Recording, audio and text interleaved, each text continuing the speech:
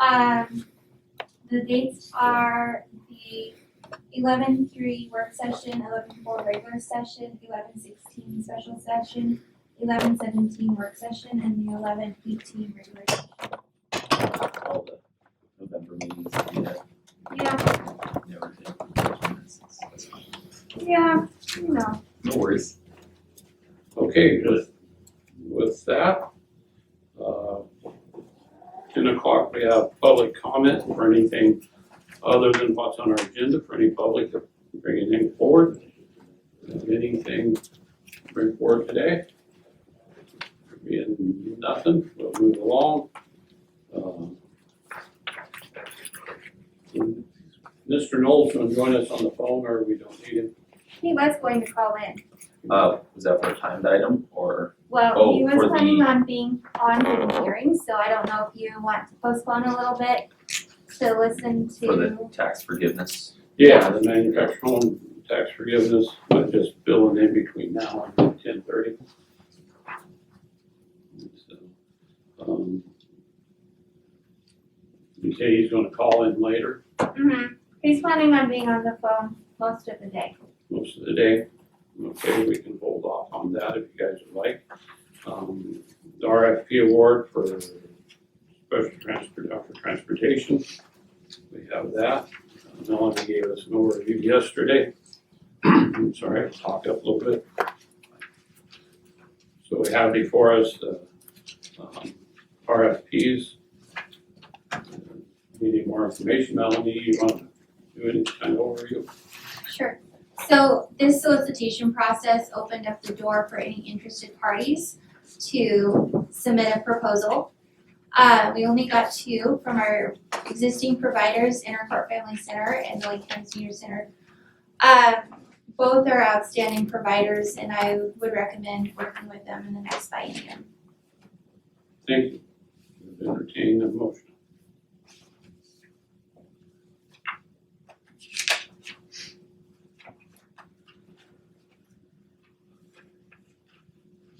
I'll make a motion to accept the transportation, I guess, or RFP for, sorry, It's just, Intercourt Family and Lake County Senior Center. Those are the 2, correct, Melanie? yeah, Intercourt Family Center and Senior Center. Intercourt Families Center and Senior Center. I'll second that motion. Motion been made and seconded to approve the RFPs with Intercourt Family Center and Lake County Senior Center, Senior Citizens Association. Further discussion? All in favor, say aye. Aye. Aye, motion carries.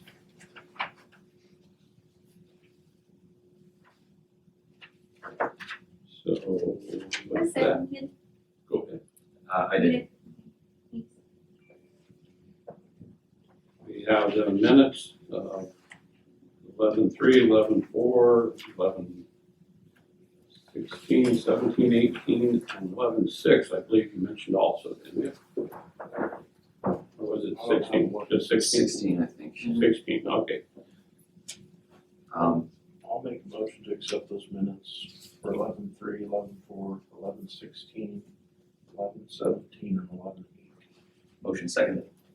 Motion's been made and seconded to accept the minutes from the November 3rd, 4th, 16th, 17th, 18th as presented. Further discussion? All in favor, say aye. Aye. Chair votes aye, motion carries. So, only other thing we have, other than the timed items, is the abandoned manufactured home tax forgiveness. And the board, the pleasure of the board to wait for Mr. Knowles to be on for that. That's fine.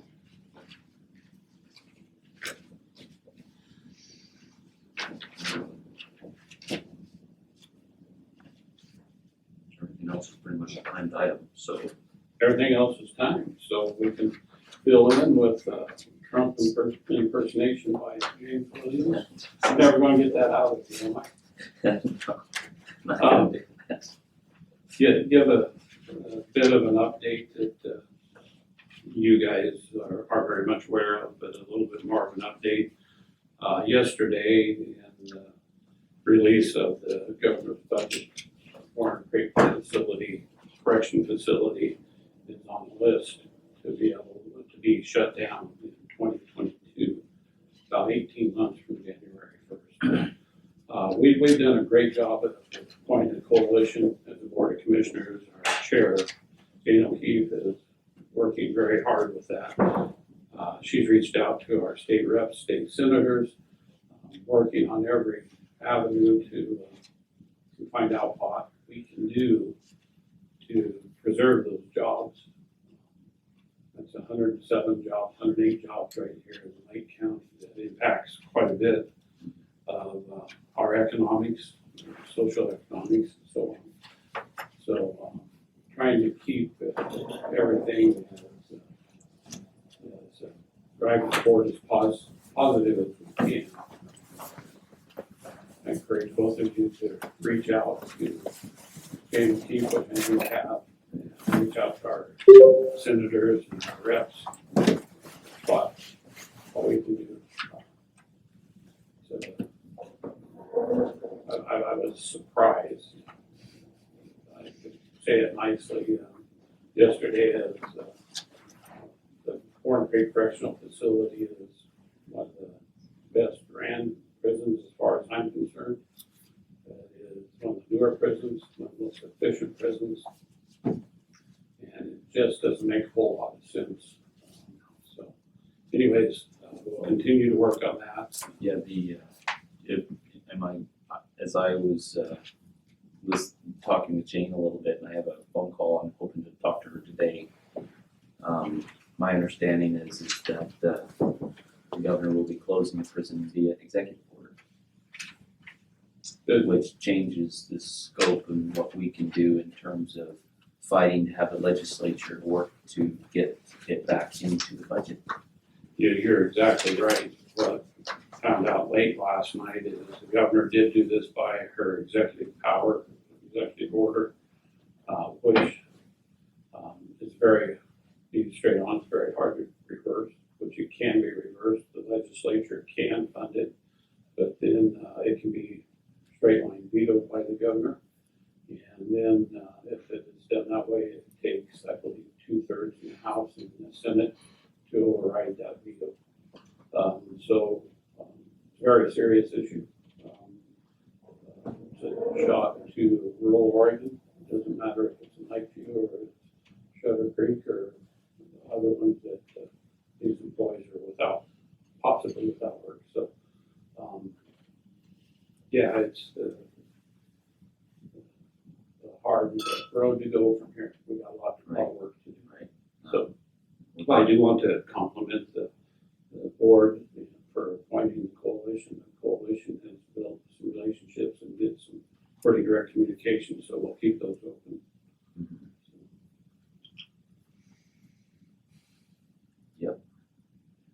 I've learned that if you don't have anything good to say, don't say it. Okay, from that killed about Chair Winters and my mom. that took about 5 minutes. We only have time items left, so all I'm going to do is I'm just going to go ahead and recess unless you guys have something to bring forward and come back at 10:30 That's perfectly fine. because I can do some reading. yeah, and we can get the other information that maybe we haven't had a chance to review that Right. came in quite late. So recess until 10:30. Daniel? 3-1, give a bit of an overview. Whenever an appeal from the decision from the planning commission comes to the board of commissioners, we act as quasi-judicial. It's supposed to be quite structured. We've received quite a bit of input on paper at this time. Part of the process is we give everybody a chance to give testimony. We don't usually ask a lot of questions, but we may during testimony time.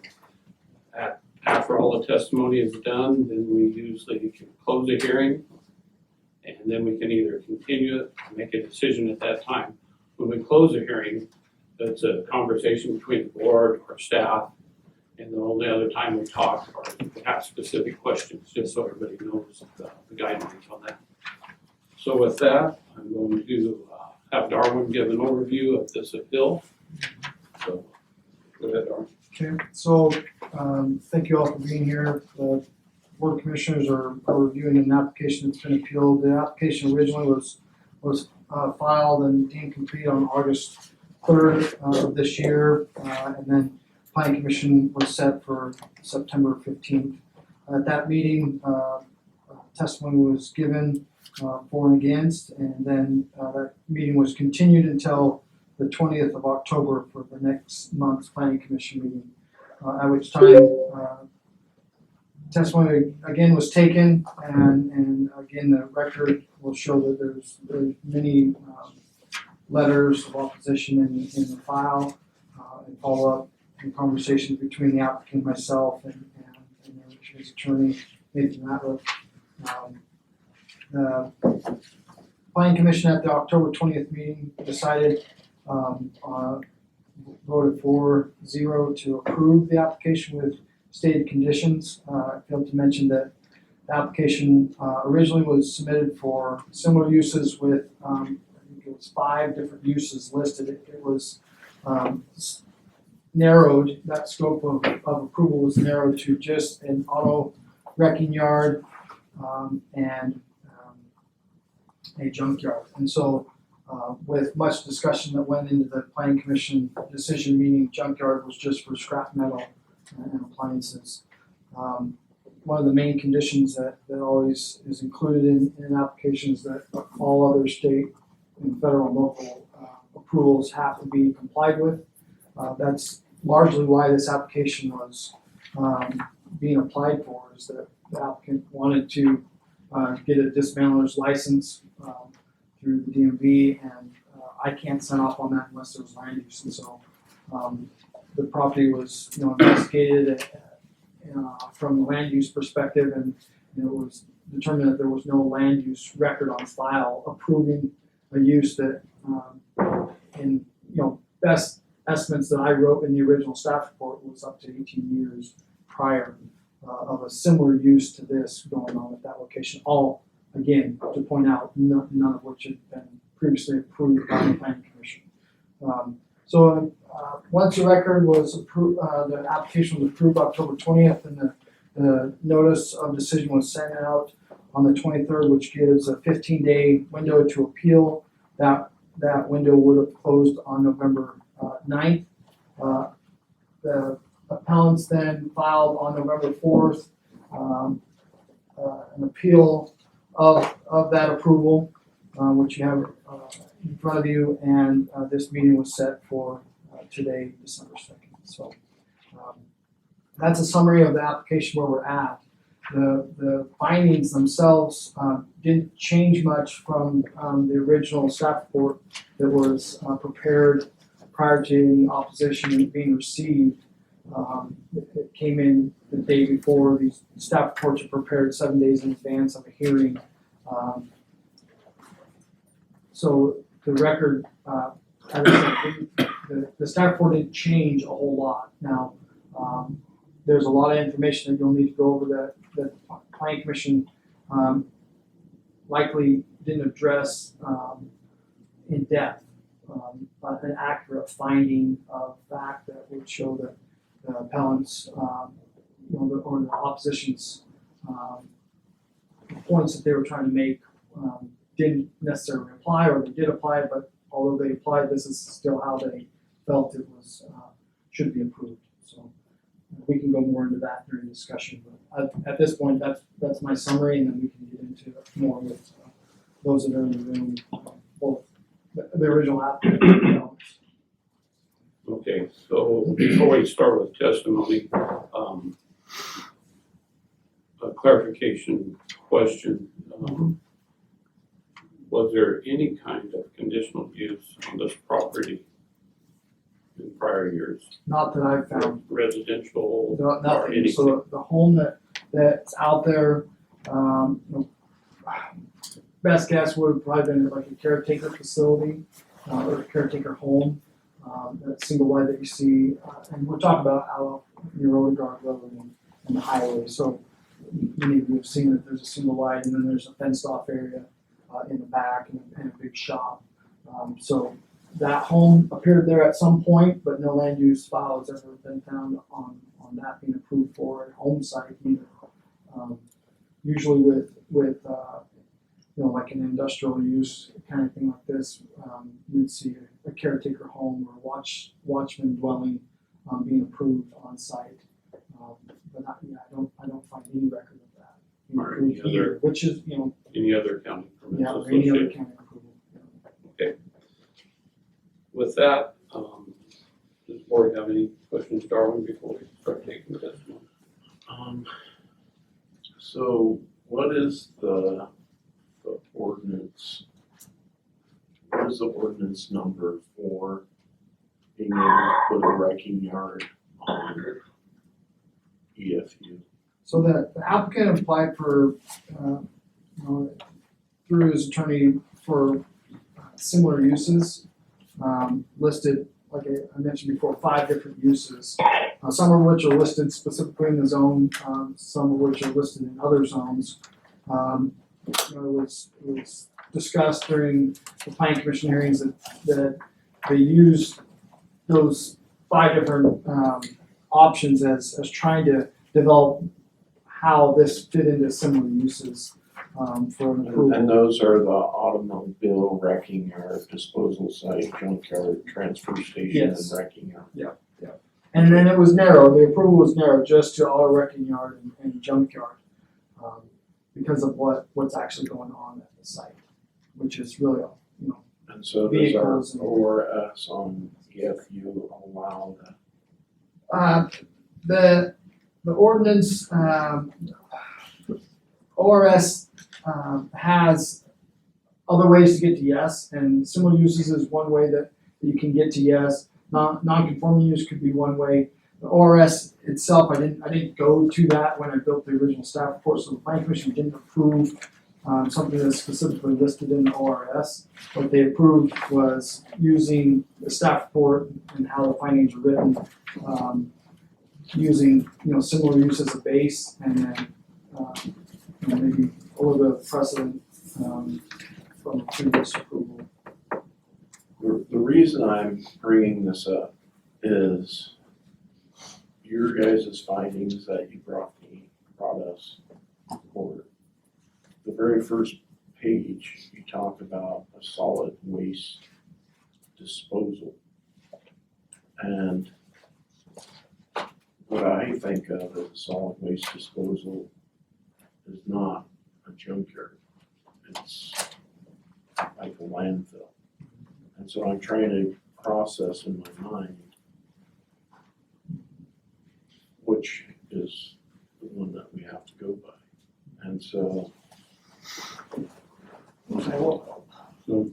So as we take the testimony, enter that testimony in, but I was thinking that maybe Darwin had a specific, Yeah, there was a lot of discussion about that. That's I think ultimately the reason for the appeal. That's the reason even the applicant listed so many uses is because, they're doing multiple things out there, and one specific use is saying it's just that is limiting, and so they're trying to include all of what they're doing out there. Some of those 5 are listed in the DFU zones by the state. A couple of them are not. They're more industrial type uses. So you said it was approved by 2 uses, Yeah, it was correct? approved just for those 2 uses. And what 2 uses were It there? was the auto wrecking yard and the junkyard.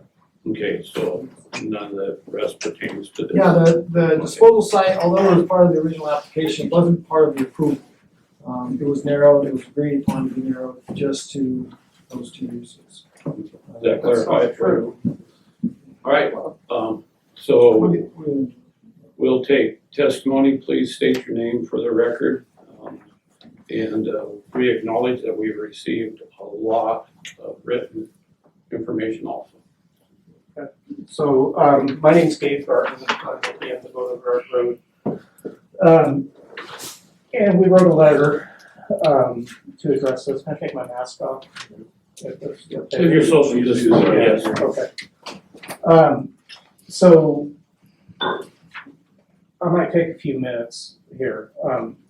Broadly speaking, and this is something I feel like the last group of commissioners or whatever we called them, Planning Commission did not seem to grasp. So broadly speaking, there are zones of land and there are uses for the land. So there are uses that are outright approved, uses that approval could be considered but are conditioned upon permit.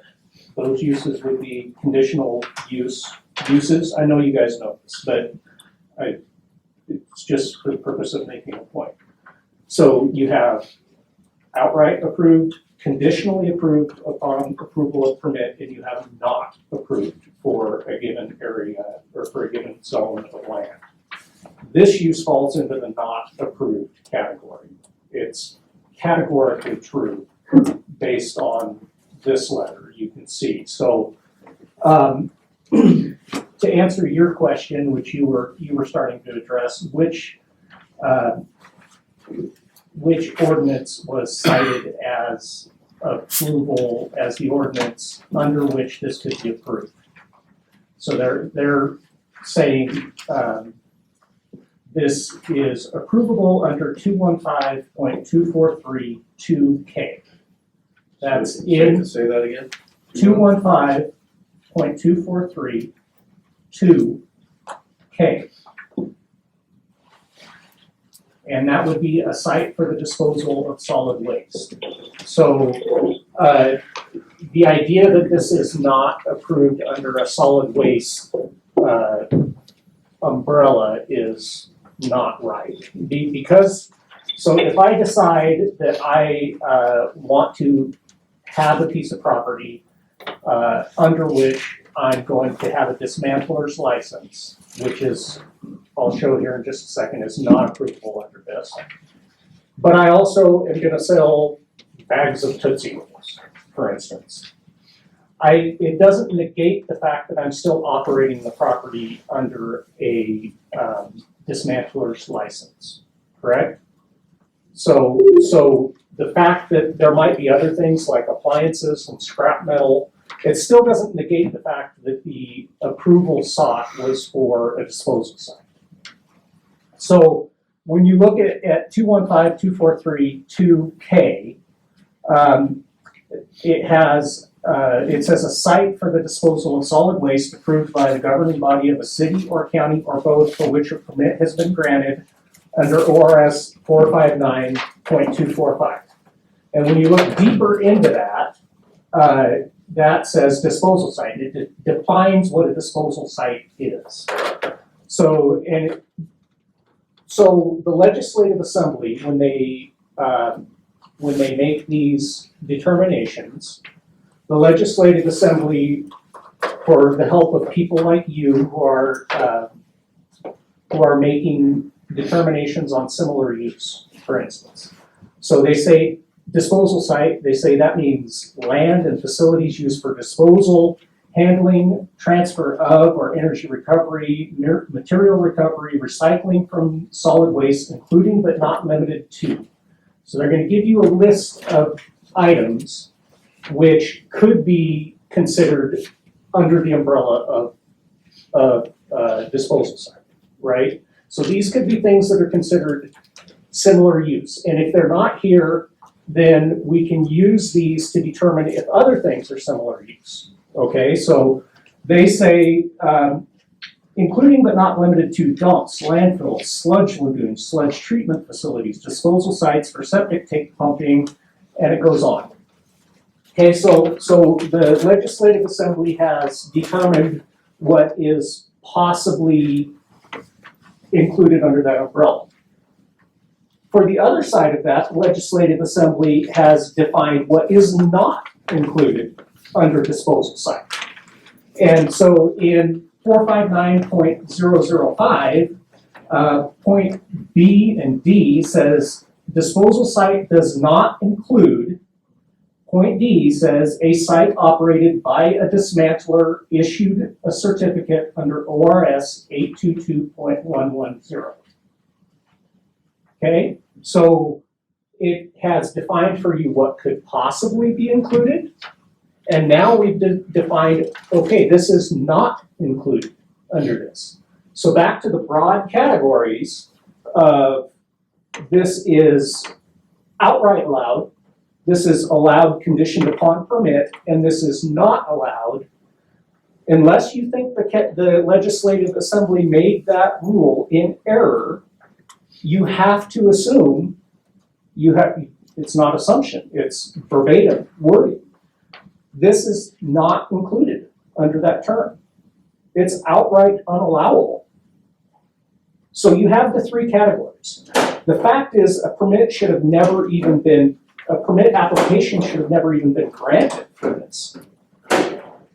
Because this doesn't fall within that category. It doesn't Okay. fall within a disposal site, and that's, Right, which is, that's where I'm having the trouble, because they're set up with what Darwin just said as an auto wrecking yard or junkyard. There's no disposal site. it is not a disposal site. It is outright in the Oregon Legislative Assembly's words, ordinances, provisions, it's outright said that this is not that. Right, but And they- that's the whole purpose of this is, Well, is this a disposal site or is it an auto wrecking yard? it's not a wrecking yard. It's going under a dismantler's permit. Right. It And so- absolutely is an auto wrecking yard. And the Right. fact that he's selling Tootsie Rolls on the side, like I said, I'm not trying to be facetious, I'm just making a point. It's irrelevant. This, by application, and the application is what we have to consider. By application, this is application seeking approval under 215.243(2)K, which is when you have your list of things which are approvable on EFU land, it has to fall under one of those categories to consider it as a conditional use. And it doesn't, in fact, fall under that. So that's my first point, is the approval is not considering that. And so in Lane versus City of Rockaway Beach, which happened in 1994, Luba ruled that where a petitioner contends that a challenged decision fails to address a comprehensive plan provision that appears to contain a standard applicable to the proposal, the local government must explain in its decision why the plan provision is either inapplicable to the proposal or is satisfied by the proposal. I quote that because the commissioners must, if the appeal is upheld, the commissioners must explain how this falls under the given ordinance. That's part of the process. So in the findings of fact, it continues on to say that, well, this is similar use. Well, we've just defined that the law says this is in the category of not approvable, correct? So if it's in the category of, I'm still having problems with that because it's not a solid waste. This is not what we're after. So but he's operating under a dismantler's permit. we'll take the testimony and we'll find what fits and what doesn't fit.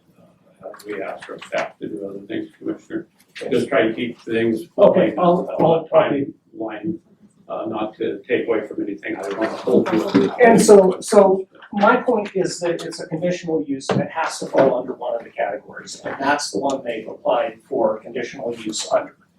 So on from there. So also it goes on to list subpoints A, B, and C, which say it is approvable if it's not specifically listed in other zones.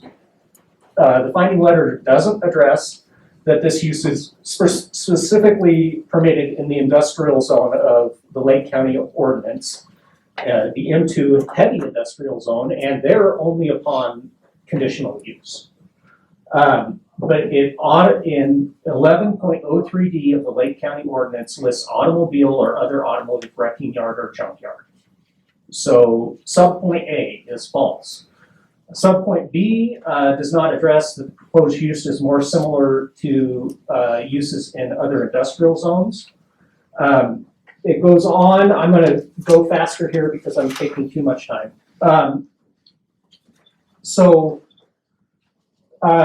The non-conforming and prior use arguments are utterly false also. So in Morgan versus Jackson County, 2017, where a statute applicable at the time an auto yard use became a non-conforming use required the operator to obtain a Department of Motor Vehicles dealer license prior to selling cars, subject to criminal penalties. It's undisputed that the operator failed to obtain a DMV license prior to the use becoming non-conforming, and the use therefore was not lawful under the meaning of ORS 215.130. So these arguments that prior use is a basis are also false, and LUBA has ruled in this way in the past. And it was established in contravention of existing standards. The use of the prior North Lake,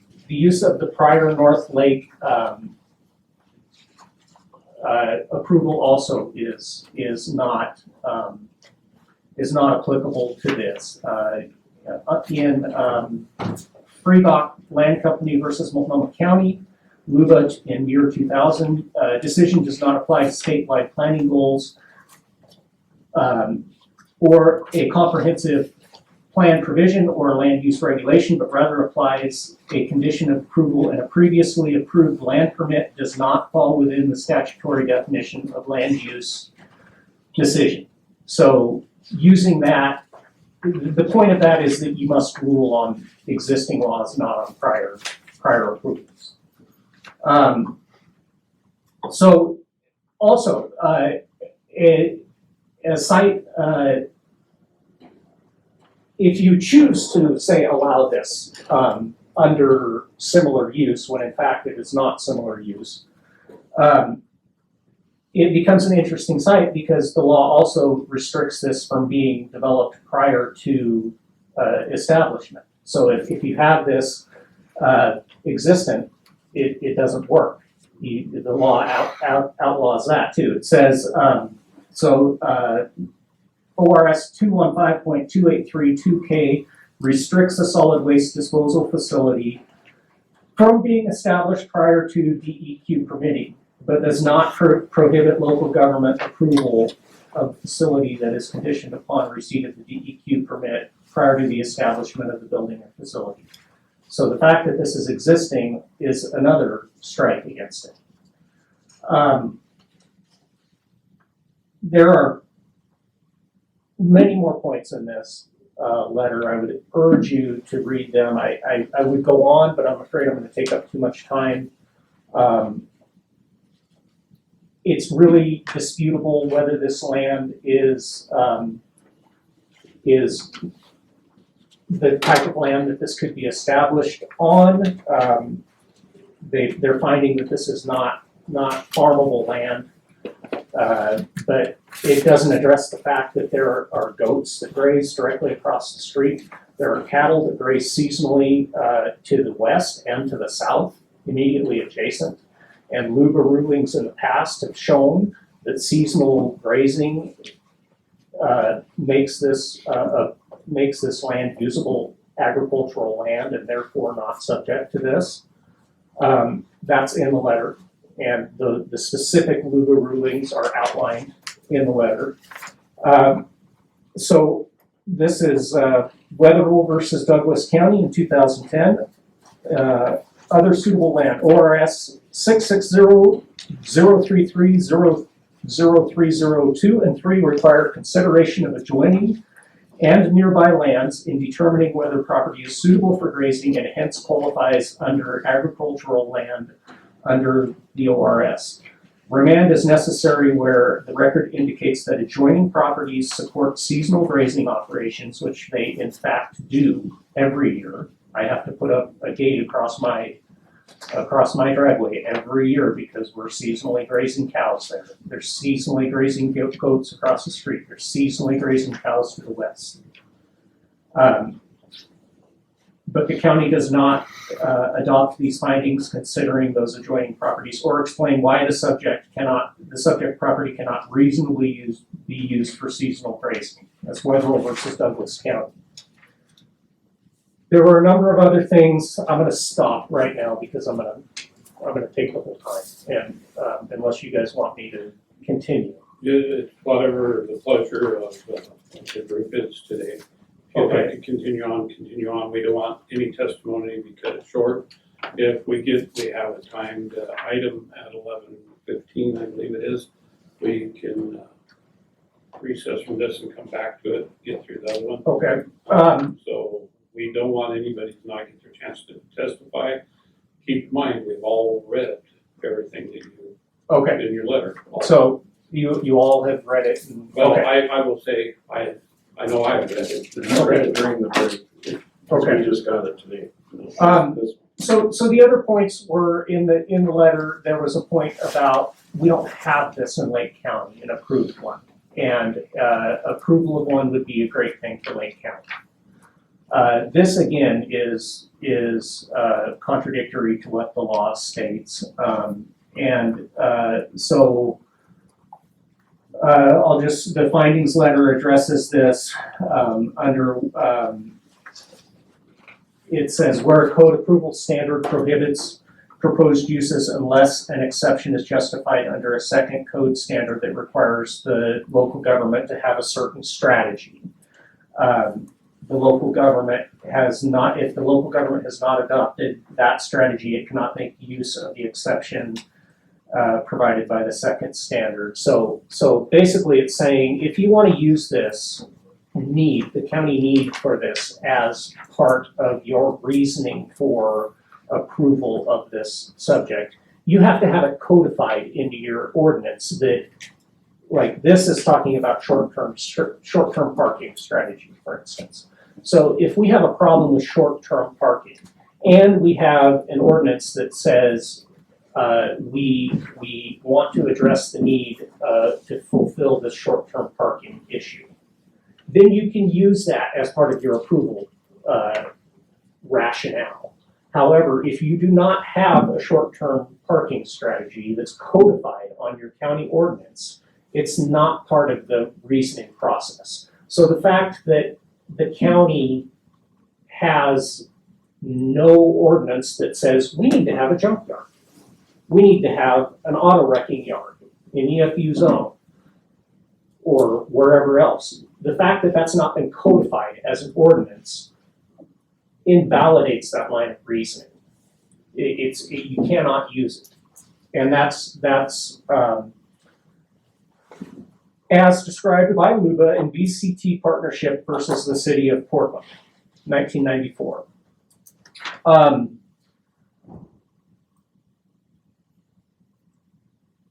I think I'm gonna stop right there because you guys have read all the other stuff. There were some oral statements that were made that were wrong.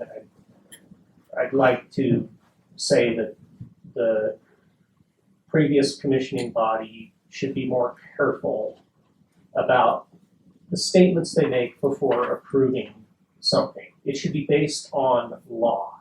It should not be, or based on ordinance. It should not be based on opinion. Well, you guys have the chance to object to this.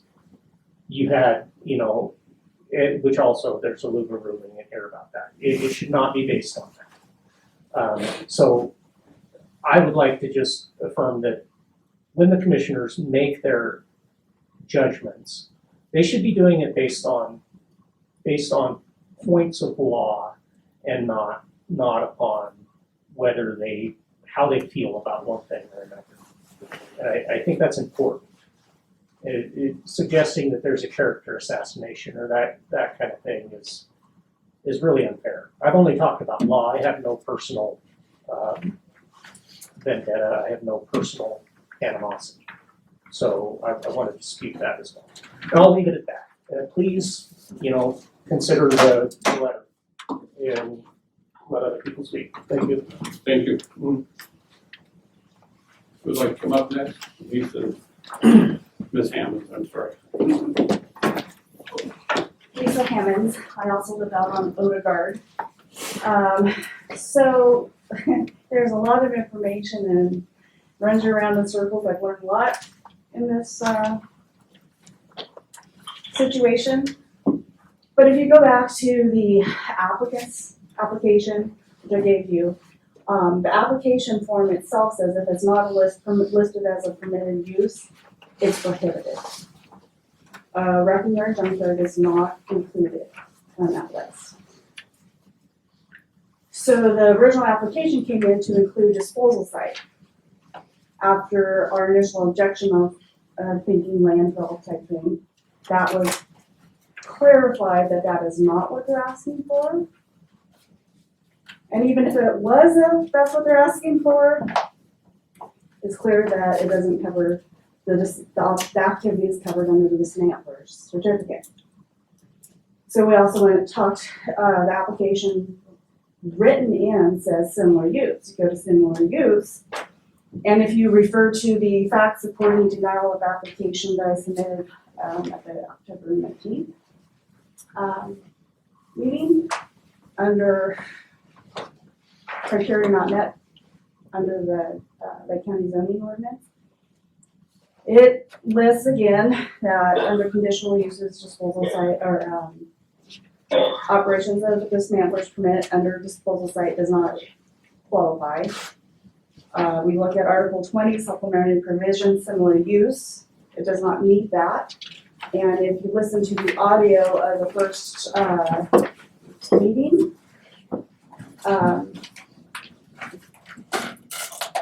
the applicant's attorney, sorry, Mr. Ratcliffe, even mentioned, they're not talking about similar use, they're more talking about pre-existing use.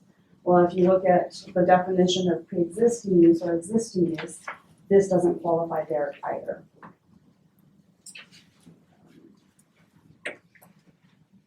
Do you have the ORSs that disqualify?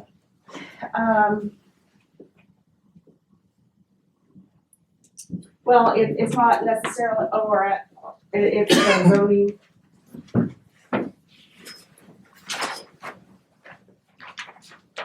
So starting here, this is in the zoning ordinances, and then the blue is how this does not meet that.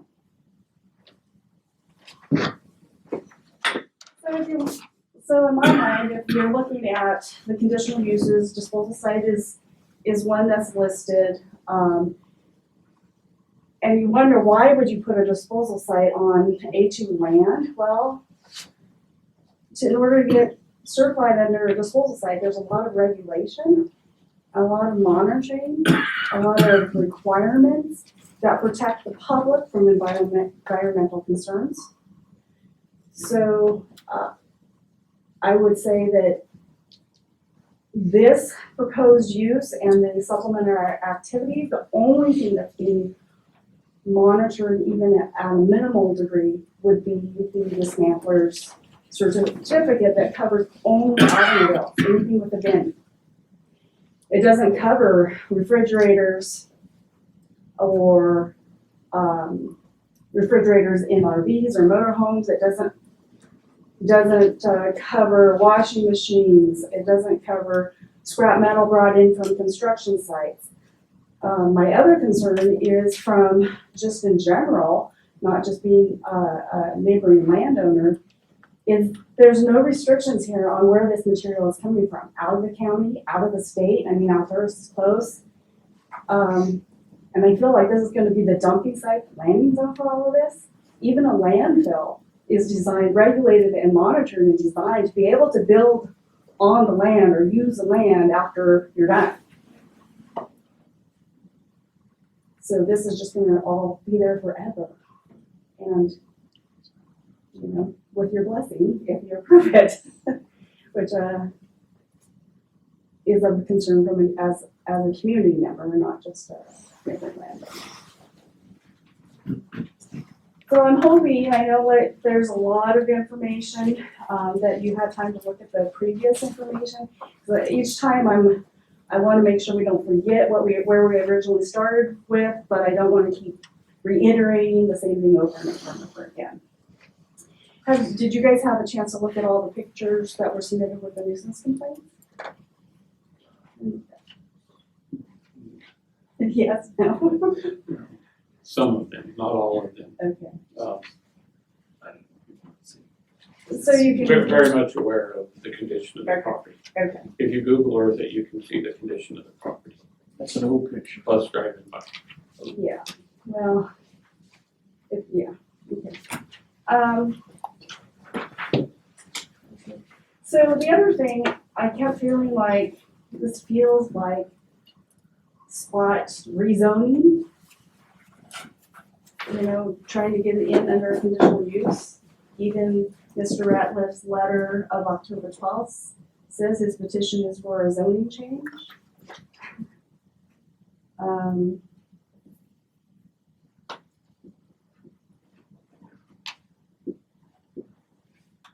guess my other note was just that the disposal site is gonna be regulated, this isn't really gonna be regulated. And that's where if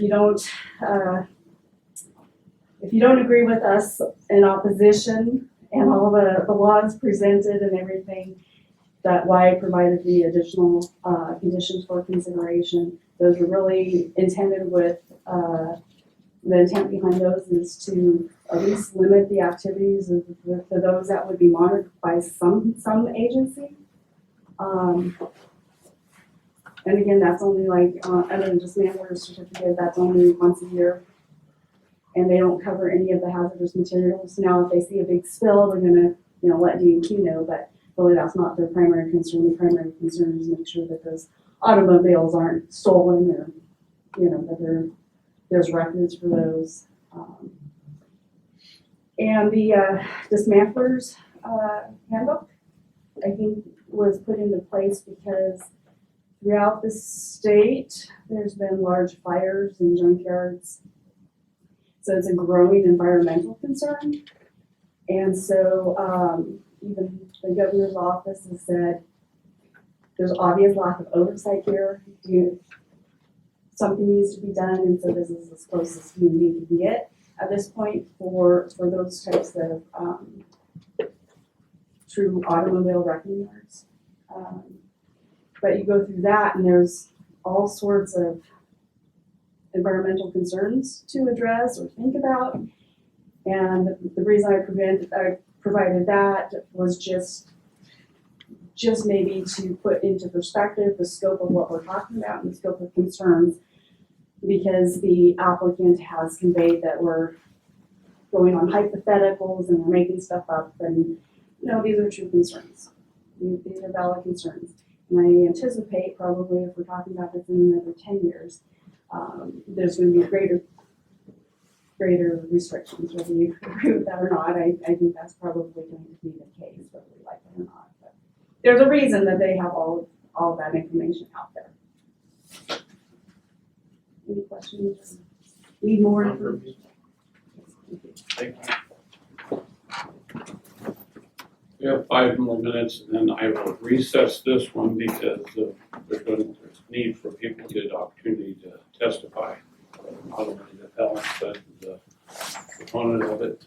So we'll take about 5 more minutes, but you don't have to hurry. We'll come back after our next one. Will take us a little while, our 11:15 to take some time to do, then we'll come back to this.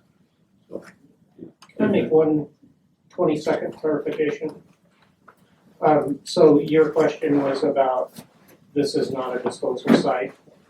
So, I'm not saying it's not. oh, no, I know, Okay. but your question is about how it's landing there. So when you're looking at conditional uses, automobile wrecking yard is not one of the conditional uses listed for ag land. And so they had to apply as similar use, and they had to pick one of the points to which they felt their use was similar. And that's how this lands at disposal site, because that was where they felt they were most similar to disposal site. And that's also- That clarifies a lot for me. That's because also why we all have such a big problem with it, because automobile and wrecking yard worked under a dismantlage permit. It's specifically listed as not qualifying as disposal site. So I hope that clarifies a little bit. And to clarify for us, you made a comment too about not going about how we feel. No, I was speaking, We can't- yeah, I understand that. I was speaking about the comments of the previous board right before they issued their votes. I was speaking that I thought that was something that needs to be addressed. Okay, other testimony? Yes, I'd like to add a testimony. And who is speaking? Can you hear me? Yes. This is Dave Knowles, the assessor. And I'm here to give a testimony of this piece of property. In my previous life, I was in the automotive industry. And back in the 80s, earlier on, I guess I should say, this property was slated to be a feedlot. And that's when the structure was built. And that project did not go through. Then later on, it became a dismantling place for international trucks. And that occurred for almost 20 years. And there was a gentleman out of the Eugene area that brought internationals over here and dismantled them. And that's where this has been happening. I was unaware of his history of what he applied for or didn't apply for land use. As an assessment office, we have not been valuing it or assessing it as agricultural land because it's not, we value it as highest and best use. So it has a long history of that here in the assessment office. Also, as someone who travels the county a lot and on a lot of properties, I can't emphasize how much we do have a need for this kind of facility in our county, because you do not realize how many properties we drive up to and we have an evolution of dead vehicles sitting there, and there's no proper good place to go. We had a dismantling facility that came into the county in 2012 and it went out in 2015 down in the industrial park. And that was a great relief for our community because a lot of people could remove scrap iron and it was marketed. But they've been out of business and we're seeing a stockpile of waste metals and cars countywide. And I encourage you to look into whatever it needs for the regulations for this to move forward. I hear there's a lot of opposition about the change of use, but really that property's been utilized for that for over almost 30 years. And the new owner has been in my office working with us on trying to clean up some of the things, trying to remove that manufactured home in the front and to getting the right paperwork and going about it the correct way. I believe that if he gets his dismantler's handle license, I've been to those lots and they're monitored and they're not disposing of material there. They're moving it on. There's a market for waste oil and there's no reason they can't put that on the stainless oil. Anyway, that's just my opinion on that. Thank you, it'll be added into the record, Mr. Knowles. So, it's 11:15, so we're gonna recess this hearing. One point I wanna make is when we get to the end of this, no matter which way the Board of Commissioners go, it can be appealed to Luba. I think everybody understands that. The other thing is we will be looking at the facts and findings of what the Planning Commission made their decisions on. We'll be looking at that exactly right down through there and why your comments come across to those facts and findings. Just let everybody know. So we'll recess this and come back to it. I don't have an absolute time. It'll be just as soon as we get done with this next thing. I'm anticipating 20 minutes for it, maybe, or Don't know. maybe even shorter. We don't know for sure. Don't know. Okay, so stick around, enjoy the commissioners meeting. All right, The our, only copy of that I have today, was still want that in the other one that had the zoning. I'm good with that. Only because, It had the same numbers down on this one as well. okay, The same. and only under similar use. okay, we'll come back to this. We got it 11:15. So our 11:15 timed item is resolution 20-20-06-C, formation of Crystal Valley Taxing District. I believe we have Mr. Kerr with us that would like to speak to that. Am I correct? Looks like it's on. David? Hey, can you hear me all right? Now we Yeah, can, yep. Yeah, we can hear you. Okay, good. Well, I know that Danny Miles, a board member, is present. I think Patty Effingham is also attending online. I'm getting a lot of feedback. I don't know how it sounds to you guys. If there's anybody else on the phone or line, please mute whenever you're not talking, and then maybe that'll eliminate the feedback. People that'll drive through town, oh, we're junkie. Go ahead, Mr. Kerr, see if that's Well, better. Okay, well, we appreciate the commissioners working with us for the last several months, if not last couple of years. We've also worked closely with Melanie and Stacy and Dave Knowles to get to this point. We have submitted all necessary documents to Stacy in the clerk's office, including signatures, boundaries, budget, etc. And you have that resolution before you. We would hope that you would adopt this resolution, thereby allowing you to hold 2 meetings specified, I believe, in ORS 198. In March, we would hope that those meetings would be concluded because we intend to file the final documents to be placed on the May ballot. And so I guess our request, you have windows, the first meeting 30 to 50 days after the adoption of this resolution, and then the second meeting between 20 and 50 days.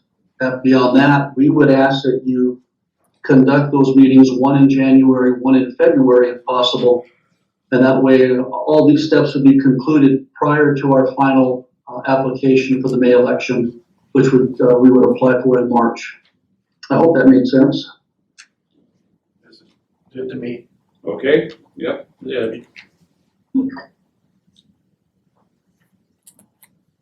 So truly, the commissioner's role in this is for it, our process is to be able to get this on the ballot. It's a request from you guys and for us to approve it being on the ballot. It's not approving the tax or anything like that. It's approving for it to go to the vote of the people within that taxing district, correct?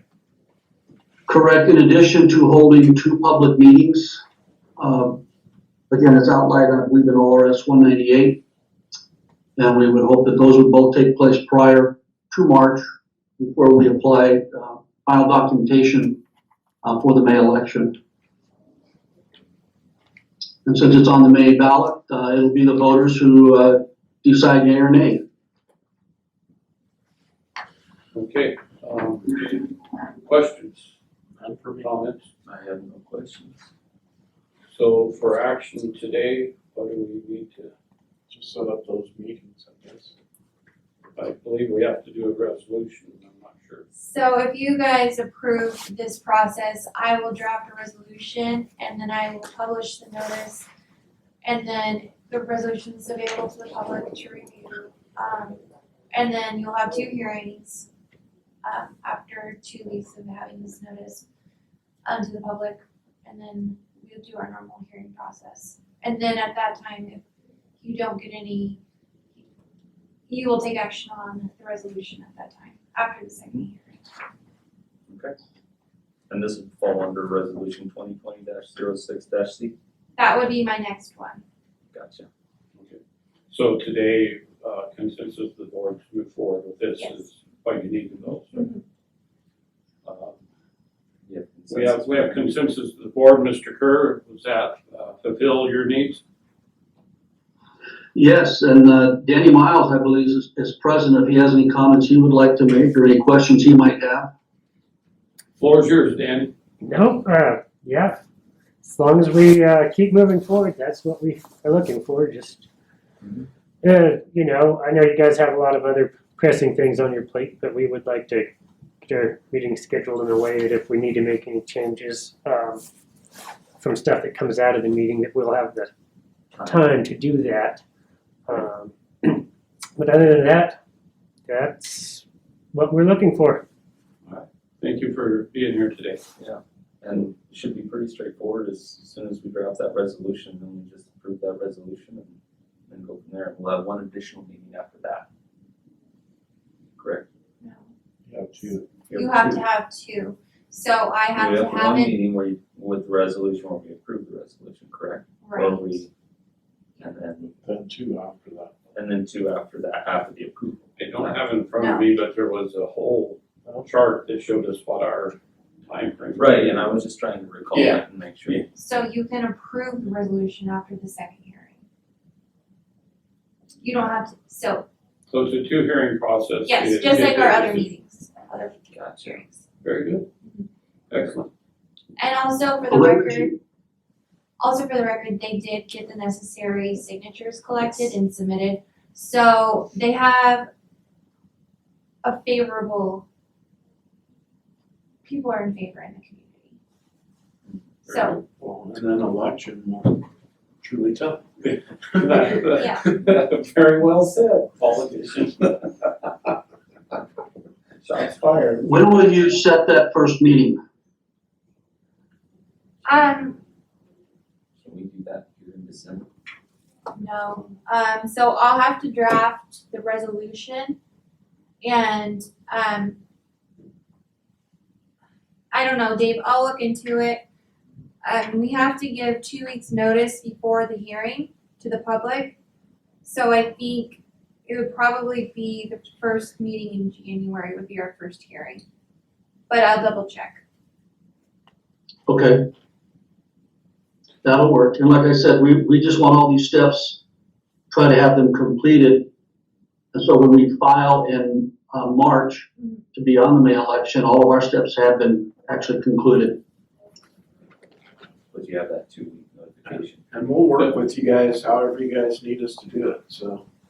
Yeah, it all fell within a time frame whenever we have the chart in front of us, and Melanie will make sure we stay in that time frame to help you guys out. With that, let's take about a 7-minute recess and try to reassemble the people from the hearing we recessed. Sounds good. And come back in at 11:30. Mr. Kerr and Mr. Miles, thank you for being here. Thank you, Dan. Thank you, Danny. Thank you. Back into our meeting at 11:30. Thank you, everybody, for indulging the short recess, coming back into the hearing process that we'd already opened. Mr. Bailey, are you on the line? Mr. Bailey is our legal counsel. So, there was a question brought before me during the break of last testimony we had, where it wasn't an appellant or a proponent of the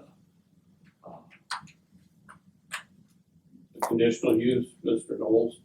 I want to make sure through legal counsel, who's all allowed to be able to do testimony in this hearing, just to make sure I answer everybody's question. So anyways, we'll get Mr. Bailey, our legal counsel, online here shortly. We'll ask that question. So before then, further testimony.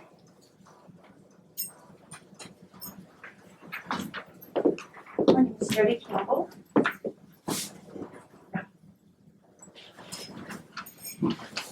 I just want to start out saying thank you for taking the time to listen to us and our concerns, which are really great concerns for us because we're very close to the property.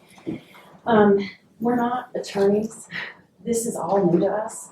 This has been crammed through really fast, and we've had to come up with a really serious education on, really how to address this and how to appeal this whole process. I did reach out to 1,000 Friends of Oregon, and they've offered to help. He did tell me that there was nothing in the Lake County code, zoning code for Ag 2, that there was any kind of junk was allowed for it under conditional use. There was other things, but just not that. The other thing I want to ask is, Darwin, during this time of this appeal, is he allowed to actively bring in junk? No, we've told them that. Yeah, well, that's being done. Yeah, we've heard that too. What's being done about that? Is he decided? We will, when we finish up this, we will work on whatever comes of this. We will have to follow through with nuisance, prior nuisance complaints, and then the land use. So there's not much more I can do, at this point. I mean, we've told them, and so we could, try to go after enforcement, but that's a separate issue besides this hearing that we're in today. I think that should be part of this. If you can understand that he's not following the law and how to follow the law to the land, what means he's gonna do this going forward. Also, have any of the planning commission gone to the site? Whatever happened before this hearing doesn't necessarily matter. I mean, the planning commission themselves, if they've been there or not, we would have only heard from the testimony during the planning commission hearing itself, so. Well, when we were there and we asked them that, no one had ever gone to the site. They don't know what's going on there. It's fenced up. He's doing this stuff either late at night or sometimes during the day. We all work, so there's not a time that we can all just sit there and watch what he's doing to make sure he's doing what he's supposed to do.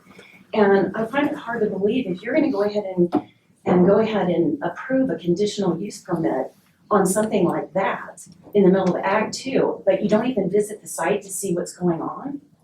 I mean, that itself should be We wrong. talked about this during the planning commission hearing. They don't normally do the site visit.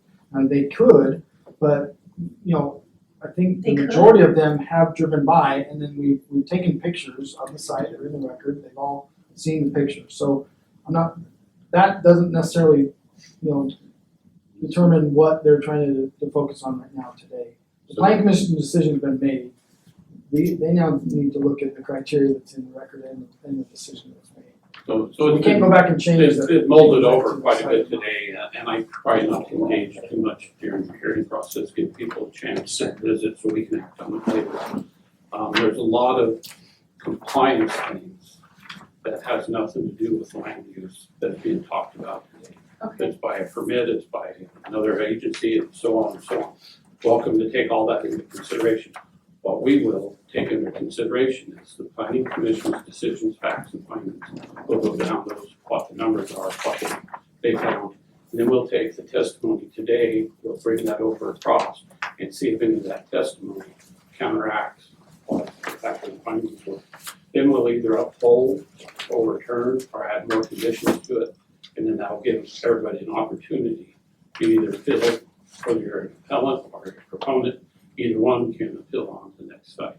But we've had a lot of testimony, a lot of different discussion today that really doesn't pertain to land use, but it pertains to regulation of a permitted use.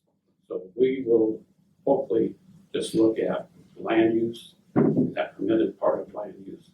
And so I appreciate it, what everybody's bringing forward, but I just wanted to make sure we have pretty tight sideboards of what we act on.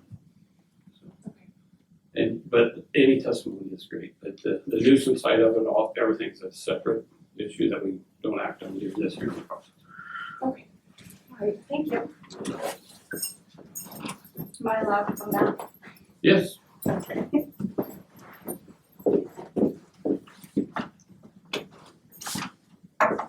So part of,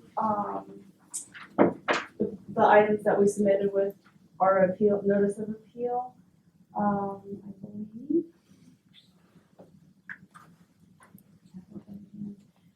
Number 6, applicant is out of compliance with state law. If I recall correctly, that in order to approve something, we need to make sure that they're currently in compliance with laws and regulations and ordinances, and there's a number of things that he is not. And I think that's kind of what, part of what Jody was talking about.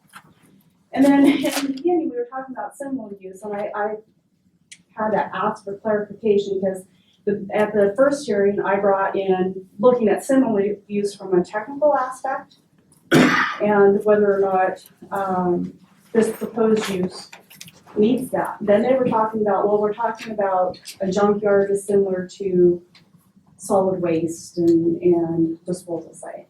So I was confused about, are we talking about something that's similar in use, or are we talking about the technical aspect of similar use as it's defined in the zoning ordinance?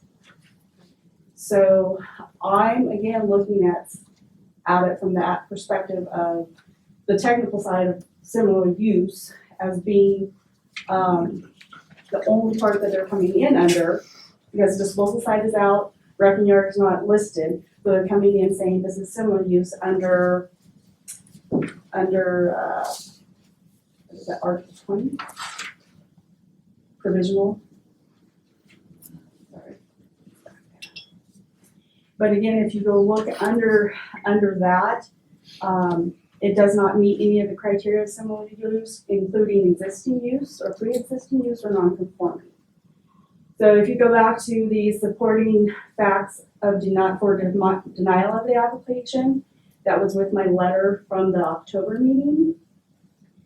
It lists similar use and what needs to be met to qualify under similar use, and it does not.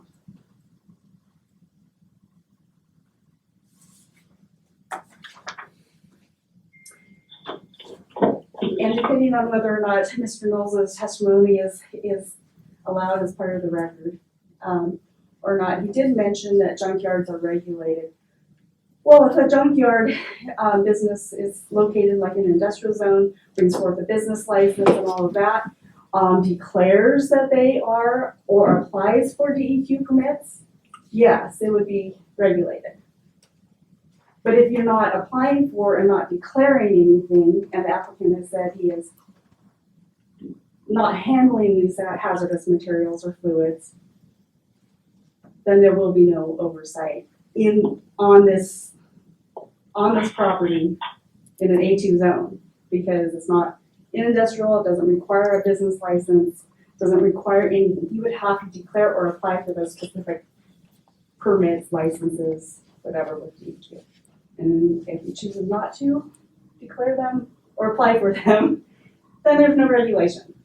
And that's where I feel they have maybe intentionally or unintentionally, but misled us to believe that there's going to be all this oversight. And if you don't ask for those licenses or declare those items, then I know we're getting back into the whole uses piece, but I guess as my side note, similar use, it doesn't meet that, going back to the technical aspects of things. So I guess what I'm hearing is, after my speech I just gave, was that you're sort of would like to, if this was approved, that there would be conditions put upon it, that it would have to be licensed and certified in those fields. That avenue would certainly help address and reassure that we don't have or catch the environmental concerns. Fundamentally, I don't think this should be approved, that technically it meets any of the criteria and conceptually was not designed to be allowed. Landfill, whether we feel that the same or different, whatever, is listed. Whether we think one is better or one is worse. But if they're not doing the disposal site, and disposal site specifically says wrecking yard does not qualify, or operations and dismantlers permit, it is what it is. Rezone, change the ordinances, go through that process. Thank you. Thank you. Other testimony? Mr. Ratner.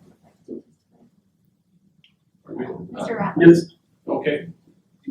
Yeah, when it's appropriate, I'd like to speak on behalf of Mr. Hamilton, and I apologize, I had some issues earlier connecting, and I was late. I didn't call in until about 5 or 6 minutes after you already started. Absolutely, I was just gonna ask for not the appellant, the proponent, if they had any comments. So you're representing,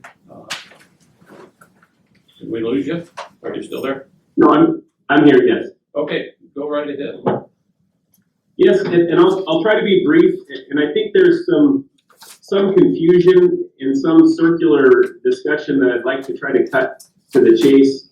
I mean, the big issue here is that there's a legal framework that's set forth in the statutes and in the Lake County ordinances that provides for, minimum legal thresholds, and then does designate quite a bit of discretion to the locality. And again, that's what the way that land use is set up in Oregon is supposed to work, is to recognize the independence and the perhaps differing viewpoints that certain localities may hold that are different from Salem, perhaps. So there is discretion once you satisfy the legal framework, and I believe that it's appropriate, once I can set forth that legal framework, for the commissioners to approve the request by Mr. Hamilton. Now, with request to the propriety of the proposed use, Mr. Hamilton has sought to use the property for what's described as a junkyard in the zoning ordinance. For certain aspects of that, he would be required to have a dismantler's license, and for other aspects of that, he would not, to the extent it doesn't deal with motor vehicles. So we have the clear fact that as a conditional use, not a permitted use, under the Lake County zoning ordinance, within this classification, the land could be used for a disposal site, and that the use that he's seeking is similar to that, and that evolved in some fashion over the course of the initial hearing in an attempt to try to remedy or address some of the concerns that were brought forward by the opponents, that he didn't intend to bring in household trash or things that were going to be, cause those types of problems, and was trying to really define more clearly what items he was going to be bringing in, which is essentially limited to scrap metal that would include vehicles. And that's how we got to the point where we were with respect to the definition of how he was going to use it. So again, under the zoning ordinance that allows for similar uses, there's been discussion of that. A similar use can be a permitted, or it can be a conditional use within this classification. The statutes that are being cited, in my opinion, are being misconstrued. When you look at the chapter 215 that specifically would allow for a disposal of a solid waste disposal site as a conditional use on this property, refers back to how that solid use disposal site is defined, and that's under chapter 259. And then within chapter 259, it clarifies that a solid waste disposal site is different from a site that's used in conjunction with the dismantler's permit. Our take on that is that that's essentially what that refers to is the licensing authority of the DEQ in relation to that those particular uses, and then the fact that a different license is used for a dismantler's permit and that type of a plant from a solid waste site is made clear by that statute, but that doesn't anywhere say that because you have to have a different type of license for a dismantler's permit, that you can't have a junkyard or something that would require a dismantler's permit as a similar use. Because if you look at chapter 459, the policy that's set forth in chapter 459.015 specifically says that the planning, development, and operation of recycling programs is a matter of statewide concerns. It recognizes that there's a shortage of appropriate sites in Oregon, that the opportunity to recycle should be provided to every person. And then in ORS 459.017, it specifically says, again, getting back to the appropriate role of state and local government, that the Legislative Assembly finds and declares that the planning, location, acquisition, development, and operation of landfills is a matter of statewide concern, that local government units have the primary responsibility for planning for solid waste management. So again, this is dealing with the types of licensing concerns, but recognizes that there's a need and a delegation to local authorities to figure out how to deal with this problem, whether it be household garbage that would be put in the landfill or other materials that would otherwise need to be recycled under some type of a different license. So under the intent of 459, there's nowhere within that broad intent and the policy that's set forth there, it doesn't hold that you could use the fact that a dismantler needs a different license to then claim that the use of the property as a junkyard can't be considered as a similar use under the zoning code and under chapter 215. So the attempt to try to take the chapter 459 distinction between different licenses, when in the big picture it's talking about the need for these types of facilities broadly and the delegation to the local authorities to set up and approve those facilities when they think it's appropriate, and then try to take that back and say that in contradiction to the zoning ordinance in Lake County that specifically delegates the decision to determine what is a similar use to the county. Chapter 459 doesn't take that away and doesn't preclude the type of facility that Mr. Hamilton's trying to operate from being considered a similar use. If you look at the similar use ordinance, again, it is similar to a type of waste facility. It's not permitted specifically in any other zone. As that term is defined, again, you have your permitted and your conditional uses. It's not a permitted use. And the manner in which he's attempting to set this up is not going to cause problems with the landowners outside of perhaps their aesthetic concerns, which is really the only thing that there's been testimony presented as to how there would be any actual effect. The conditions that are put in place have been put there to address concerns regarding noise, to address concerns regarding traffic, concerns regarding the aesthetics have been dealt with by requiring a fencing requirement. And now he's been attempting to fence the property in conjunction with the prior discussion. And it sounds like at this point, the fact that he's fencing it is now being used against him to try to indicate that he's doing something in secret or is not somehow subject to regulation. The fencing is there to address that aesthetic concern. And really beyond that, the environmental concerns, Mr. Hamilton's been really open with the Planning Commission in attempting to address those. And it's not that he's trying to get out from anything. There's a very strict environmental regulation protocol and regimen of rules and regulations throughout the state that he will be subject to and will comply with. And he has no intention of trying to get out of any of those obligations. But again, there's no, his assurance that he's going to comply with those things, it should be sufficient and is sufficient to allow us to move forward, again, particularly in light of the other conditions that are set on the uses that he's proposed. So again, there is legal authority for this, and the Lake County authorities have been delegated decision-making power with respect to these types of decisions. And in this case, there is a legal authority. If you look at the policy that Lake County wants to set out here, the property has been used colloquially for junk for decades, or close to 20 years. It sounds like not quite 20 years based on the photographs that we've seen. Mr. Hamilton is trying to make an economically viable use of the property and remedy that junk concern by running it in an orderly fashion and in compliance with state law. And the request for the conditional use permit is something that will allow him to do that. It will make it viable for him to do so.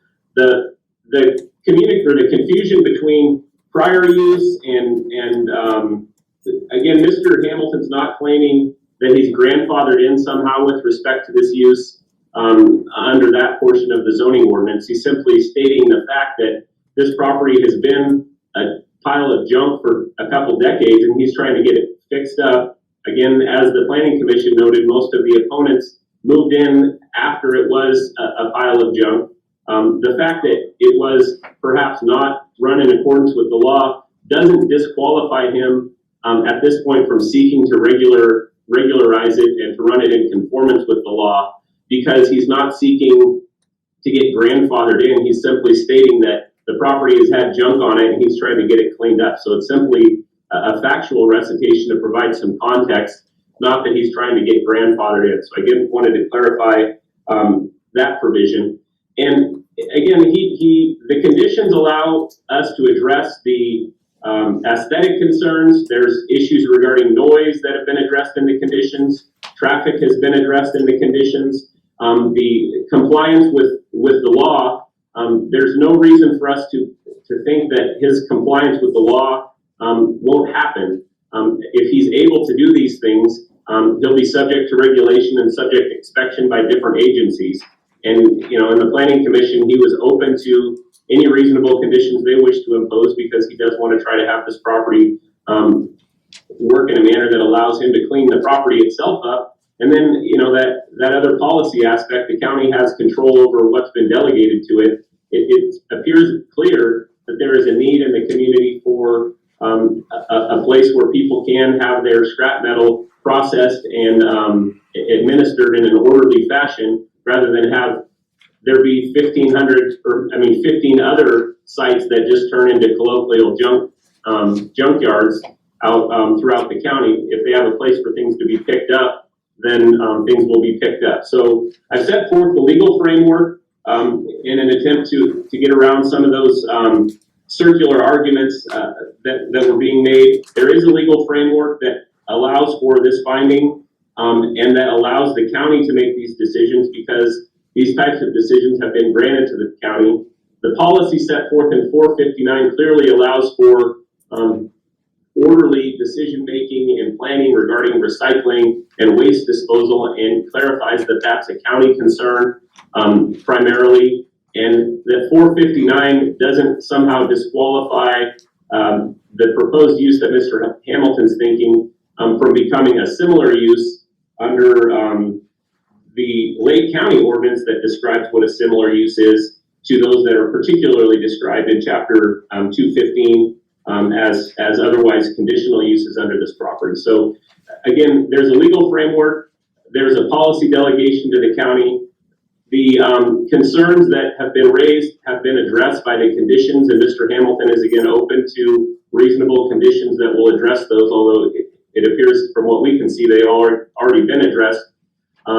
And that he believes it's appropriate under the circumstances to give him the means to make this property a legally viable and economically viable entity, so that it can be run in a manner that's orderly and in compliance with the law. This property will be better, and the remainder of the county will be better served by having a facility such as this to process the scrap metal. Thank you.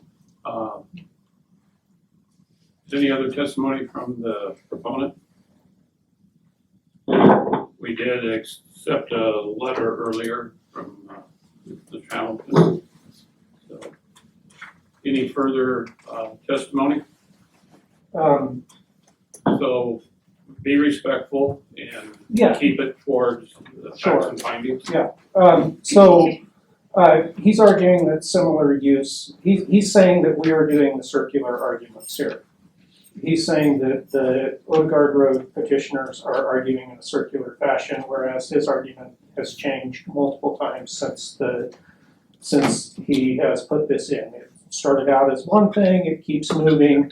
Now that we've showed that under a dismantler's permit, that is not allowable, and I don't agree with his interpretation of the law. I believe that they exist to provide, to use your word, sideboards for what would be considered similar and what would be not considered similar.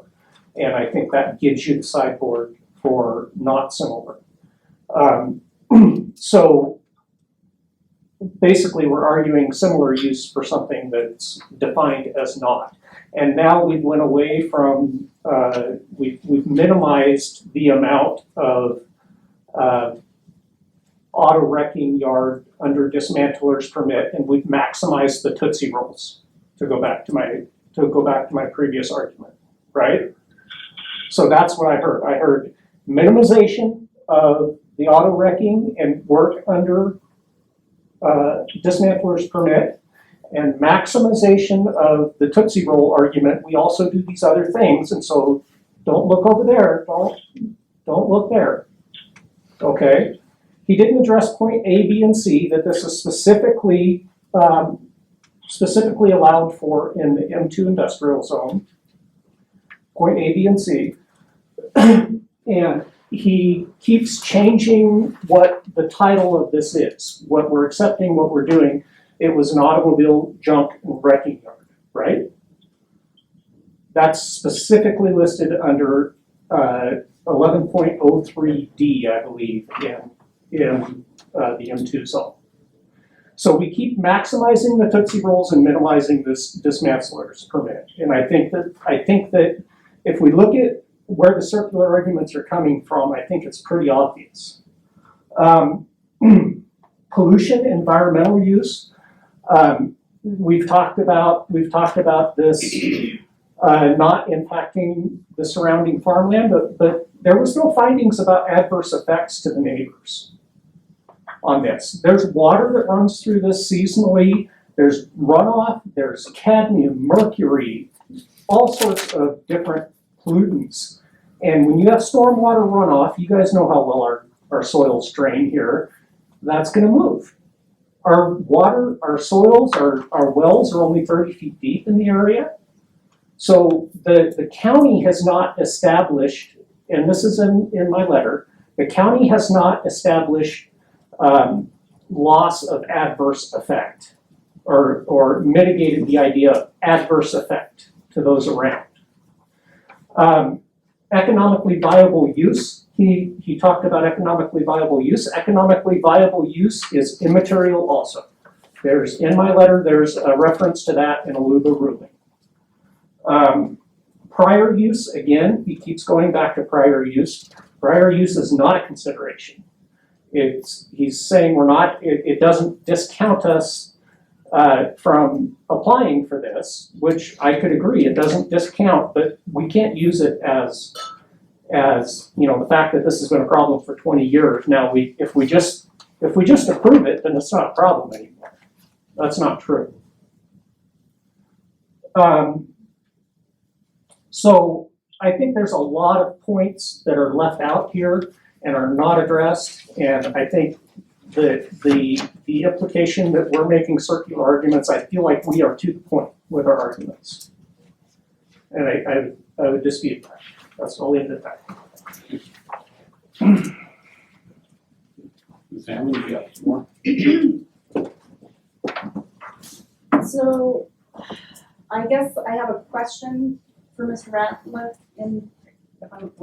I don't know if I'm allowed to address him directly, but in referring to. No, this is for testimony for us to make a decision on, not to debate it one way or the other. Facts and findings will act on what comes before us, so. To my knowledge, or up to this point, I didn't think that the applicant was asking for or planning on doing recycling. And so I'm not sure I was understanding what Mr. Ratcliffe's testimony was in regards to recycling, that it was needed, or supposed to impress upon the county that you have an obligation to meet that need. We understand that, but I didn't understand that this was going to be meeting that need. Recycling that is not what I thought he was asking to do as well. Just because you're selling stuff doesn't mean you're recycling. Recycling requires different permits and would require some DEQ oversight. And if the county, again, was going to, we probably all agree that we do need some kind of plan. The landfill doesn't take and bury any of the appliances. They'll store their appliances, they'll take the batteries. They have contractors that come in every 6 months to pick this stuff up. There's a reason why that stuff doesn't go there. There's a reason that it's not regulated. And to me, again, with the exclusion of this dismantlers from disposal is because they are different. The landfill is different than a junkyard.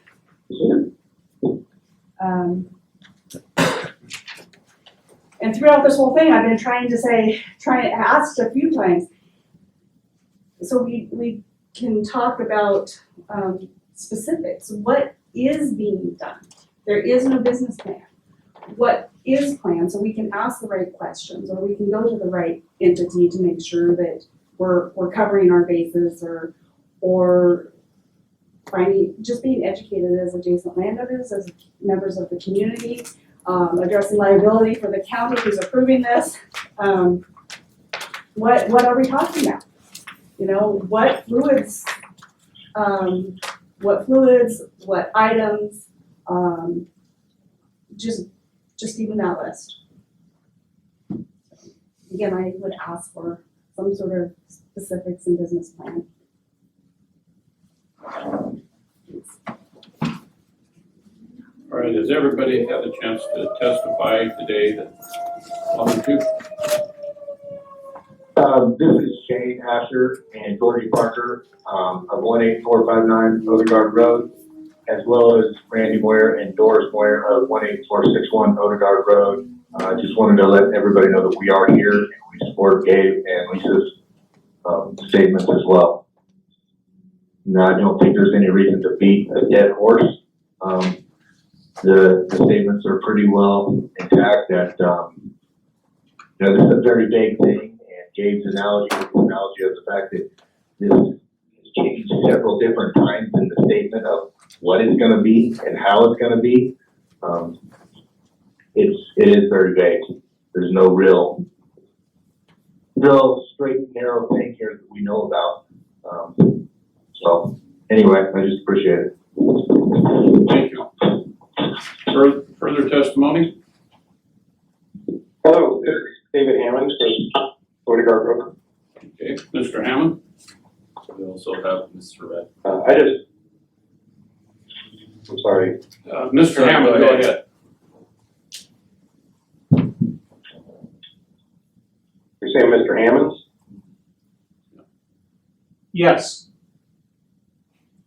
Okay, thanks. Well, I just want to say thanks for your time, and I believe that you will go back and look into this. It is really important, obviously, to everybody around here, what decisions you're going to make today, or hopefully you delay it and do some research, because you'll find the research that's been done here, I believe, is supported in law. So the application does appear to be more of a moving target at this point. And the details of that, you know, there's some statements that are made that people will follow the law, et cetera. I believe people will follow the law unless you have video of them not following the law, which we've actually produced.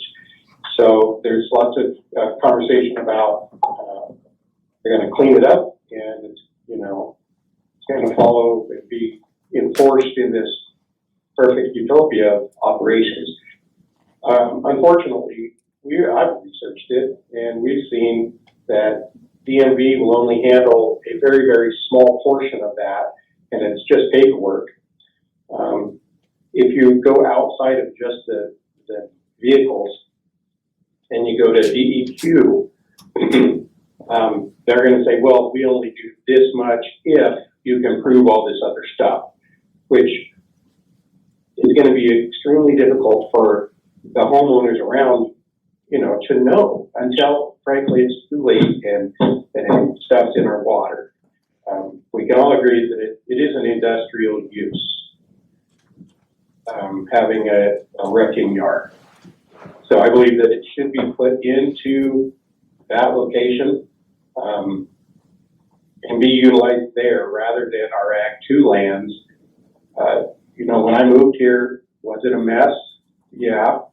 But you know what, there was a house there, and there were people there, and it wasn't an industrial business. So the reference to, you know, that it's been that way for 18 years is kind of a moot point, because that's somebody living there. And me being a good neighbor and just talking with them, and they're saying they're cleaning it up, I'm going to take their word for it. So that was the case then, and obviously not the case now. So I would ask not to decide that, you're not to decide until you've read all the documents that have been submitted. And, you know, I think people don't take their items to the dump because it costs so much, but it's going to come here and it's going to sit here who knows for how long. to be forever, right? Because we don't have anybody to enforce that business would be doing its part in moving these things. They're gonna just sit there and it's gonna be unregulated. So that's my concern. Thank you. Thank you. Mr. Rattle, you had a comment, follow-up? Yes, just two things, and not trying to rehash anything, except to address the issue regarding whether or not, the proposed use is a permitted use that would be disqualified as a similar use under the similar use ordinance. The similar use ordinance says that it can't be a specifically permitted use within another category. And again, the junkyard is not a permitted use under industrial, it's a conditional use. And those terms as they're used within the zoning code have different meanings. So I just wanted to clarify that based on that statement or that clarification, that is why this use does classify or can be classified appropriately as a similar use. And with respect to the recycling, again, it's been clear from the outset that Mr. Hamilton is intending to run a scrap metal operation and vehicle dismantling operation, and that he would, you get metal in there, what does a scrap person do? They cut it up and they sell it to someone else so that it can be used in some other fashion. So that's the basis for my statement that it would be constituting recycling in some fashion. Chapter 459 has a broad definition and a broad goal of encouraging those types of activities that reduce waste and increase reusing items. And in that context, I'd use the word recycling. Thank you. So, Can I say something? yes, sir. I have two guys that go out and pick up stuff. It comes in by the trailer. It will get separated out, heavy metal, tin. When I get a semi-truck of heavy metal, that's the only way I can feasibly move it is by the quantity. As I build truckloads, the stuff goes out. It comes in small and gets collected and goes out in bigger quantities. That's the only way it can work. They were saying at the dump, they charge $70, so they get their money off the top. They were talking to me about getting the stuff from the dump and then hauling it in, separating it out and hauling it in. And that's the only feasible way that it can be done is by quantity. And nothing, like, I just got a phone call this morning. The wind blew a guy's roof off. He's gonna get it in a pile. I'm gonna go get it. It goes into a baler, gets made into a square. Of course, I can't haul one square in and make any money, so I have to get a truckload to be feasible, to hire a driver and diesel and that to haul it to the market. And right now the market's at the bottom. There is no money in it. So all I can do is separate it, condense it, and when the market goes up, then it will go. But until then, there's no solid waste, there's no garbage. Anything that comes in like that, in the cars, I'll call Kevin, a dumpster will be there. All that stuff goes into a dumpster, he hauls it off. None will be on the property. And then in the meantime, I'm selling automotive parts, which I have to have a dismantler's license for. And then in the meantime, I'm getting fence posts and pipe and angle iron and stuff. The farmers can't afford to go to Heat and Steel and pay retail for it, so they come and buy a used piece from me. They only need 3 foot, they get 3 foot. And so it's a twofold thing. I'm selling stuff recyclable, and I'm recycling other stuff, condensing it down and sending it to market. That's my business plan. I plan on meeting all the regulations. There's not going to be any waste, no bags of garbage or any of that. I plan on following all the rules, all the regulations, or I'll get shut down. And I mean, this is preliminary here to me getting to the dismantler's license. You know, And once the dismantler's license is approved by the state, then there's guidelines and everything else I have to follow. I've worked in 5, 6 different wrecking yards. I know what the story is. And I plan on following all the rules. I don't plan on, like the guy that owned the property before me, the big lights and the motors running all night. I inherited 53 cars out there that he left behind. And I have to deal with it. That's what those people are seeing from their houses. And I'm in litigation on that right now. And as soon as I'm doing the fencing, I'm doing everything I can to meet the obligations of what I want to do. And that's all I have to say. Thank you. All right, at this time, I'm going to close the testimony part of this hearing for the board to be able to discuss this. A lot of information has come before us today during the hearing process, prior to the hearing process, written testimony and verbal testimony. My recommendation is to continue this hearing for us to be able to cross over a lot of things. I've taken some notes here. A lot of things, a lot of ORS is mentioned, and the county ordinance is mentioned. We have to cross those over on the decision that the planning commission made on their facts and findings, which we have that in front of us also. And so my recommendation is to continue this at our next meeting of the board. I've been really quiet this entire meeting. I've just been trying to take in all the information and give as much time as possible to everyone to give their testimony. Quite honestly, with the amount of information that's come before us, and I have a ton of notes and a ton of questions that I need to kind of go through, but in reality, I don't think that we have enough time today to be able to reach a fair conclusion on this and to do it justice that it deserves. So I would concur with your line of thinking. Mr. Albertson. So we will continue this hearing to our next regular session, which is 2 weeks from today. And so we'll get a time out for that. Just a note, the Board of Commissioners, when these things are in a hearing, we only discuss this with our staff. We don't discuss it with the proponent or the appellants. If we do, we have to disclose that during the hearing process.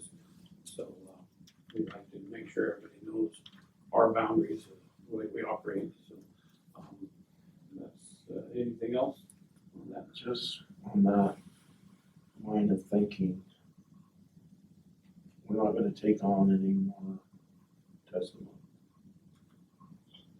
Well, that's not, Between now and 2 weeks. is that what, is legal counsel on? Mm-hmm. Mr. Bailey, are you? Yes, on? I am. Okay, so the first question before we get to Mark's was, Mr. Knowles done some testimony by phone earlier today. He wasn't a proponent or appellant through the planning process. Is his testimony allowed? Yes, you can allow it as long as, what we've seen today, everyone has had a chance to respond to what he said.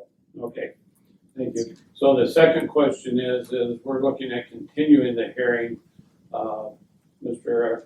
Albertson, Commissioner Albertson is wondering about any more testimony between now and then. This is a little bit different than the remand hearing. What's our guidance on continuing the hearing and allowing more testimony or not? Well, this is the day for testimony. The only reason to have additional testimony is if you had additional information entered into the record. So unless one of the parties today is asking for additional time to put additional information into the record, I don't see if there would be a need for additional testimony.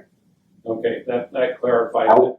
That was not asked during the meeting by either the Right. or the proponent, so we won't accept any more testimony between now and our next meeting or during the next meeting.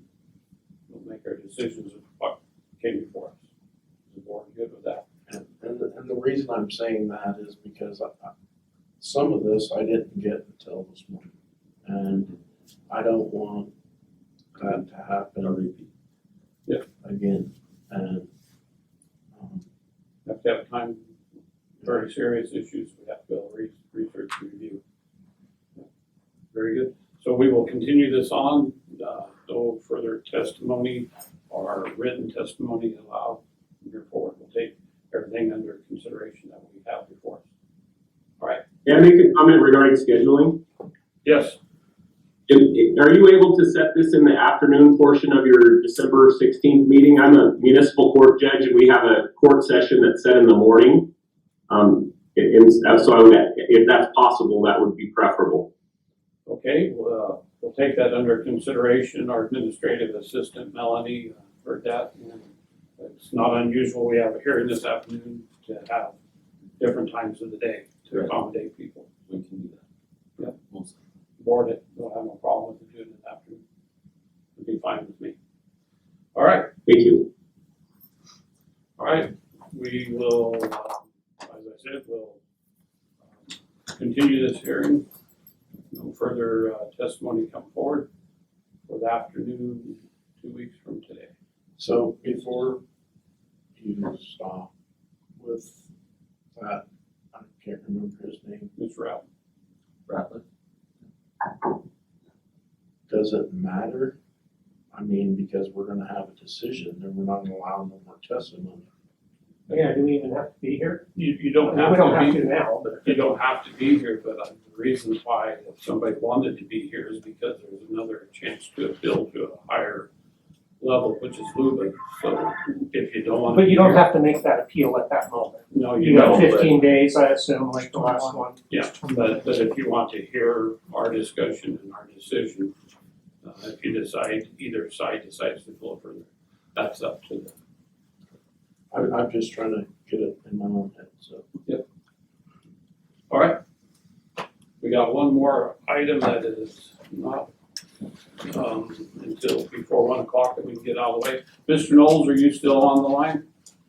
He is not. This is on, moving down our agenda. The other thing we have is. Thank you, gentlemen. Thank you. Thank you. Thank you guys very much. Thanks.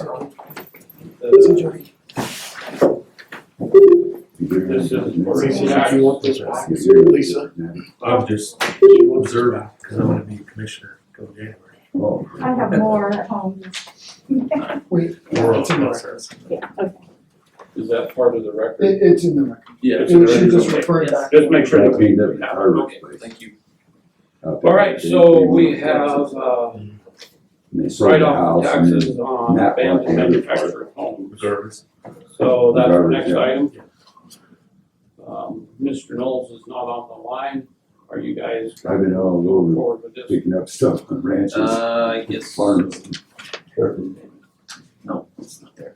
So Okay, I guess we're done. I'm, Is your mobile or no? Huh? So what this amounts to is manufactured homes that have met their life expectancy, has been dismantled or Thank taking you. them off the tax. Good one, guys. The tax rolls, because they no longer exist. Correct. so I wish Dave was still on, and Mr. Knowles was still on the line. I have no problem, We can take a recess and get it back on the line if you have questions. well, I'll just ask you guys and see what you think. So on those, there's 3 mobile homes, so. Correct. 2 of them have been destroyed and 1 of them has been partially destroyed, which is that owes $251.67. I'm fine with clearing this off the books, but I would like for it to be completely removed before we do so. Otherwise, is that going to be left halfway destroyed and on that piece of property where we're gonna have nuisance claims later? Good point. And so my thought would be, and just thinking out loud, to go ahead and okay the top two and give the third one an opportunity to have that money disappear once that property is completely rebuilt. That Sounds very reasonable. Yeah, I think that's a very well. Otherwise, they still.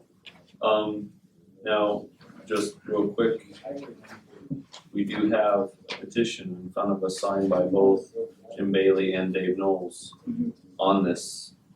Right. So Mr. Bailey's still on the phone? Yes, I hope so. I'm here. So, Mr. Bailey, did you hear what I said on the? There's a property that on here that has been partially destroyed. But instead of getting rid of that right now, if the owners completely get rid of that property, then we can strike it from the books. Okay. So what we have is, if we opted not to do that third one that's partially destroyed and just do the two that have been destroyed, we just adjust Exhibit A, which is 1, 2, and 3, to only include 1 and 2. Correct? Yes. Melanie's got her hand up. Go ahead, Melanie. So I don't wanna put, Mr. Knowles had mentioned that the third owner hasn't destroyed it yet because they were in fear of not following our process. They partially destroyed it and they wanna completely destroy it after it's forgiven. So why don't we get Mr. Knowles on the line? I think he could provide some clarification. That would be good. Yep. Yeah, especially in light of that. So, yeah. we need to get him on there. Appreciate anybody that's trying to make sure they're following the process, but I get exactly where you were going. So, I mean, because if it's partially destroyed and we take away their liability, the odds of it getting completely destroyed and removed are less, and we're gonna have a nuisance problem.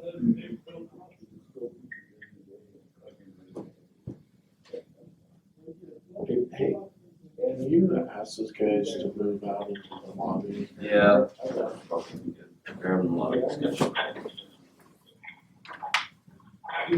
we're getting a lot of feedback. Thank you, Commissioner. Don't thank me, thank God, yeah. I'll be ready to get out every day. Yeah, I yelled at you, tell me I've been talking to him. That's what you wanted to say, both of you. Look at Mr. Will, look, Mr. Will, I have to remember that one. Yes. Any luck, Melanie? Not yet. Okay, let's go ahead and take a 5-minute break. Is there anything else, any other time that, That we have at 1 o'clock. Okay, We have 1 o'clock and 2:30, I'm sorry. correct. We don't have any other. Mr. Bailey, did you have any legal updates during this time? No, everything's pretty quiet. All right. Way to fill in this 5 minutes while we're trying to get there. All right, you guys. I have another suggestion. We're going to recess Oh, 1? until 1 o'clock, There you go. and we will start with our hearing, remand hearing at 1. And in between 1 and 2:30, we should be able to have Mr. Wolf. We can finish by 2:30, yeah. Okay?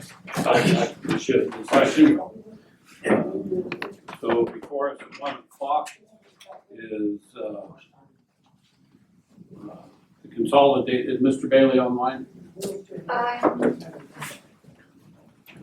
I would like, before I give an overview or anything, like Mr. Bailey to be online.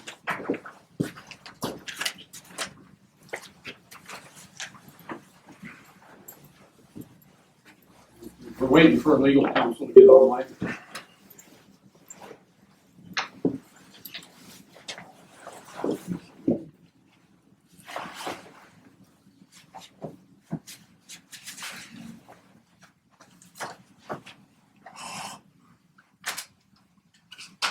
Commissioners, this is Jim Bailey, I'm on the line. Ah, perfect, there we go. So, our 1 o'clock is, the consolidated remand. This is not a hearing. We closed the hearing, set a time for response to come in, and then for us to look at that response on today. So today is for the Board of Commissioners to make a decision on the materials that was responded to us. I caution we need to sort of keep it between us unless there's something that's very pertinent to it. We're not taking any more testimony, so we don't want to open up for any potential for claims for no testimony.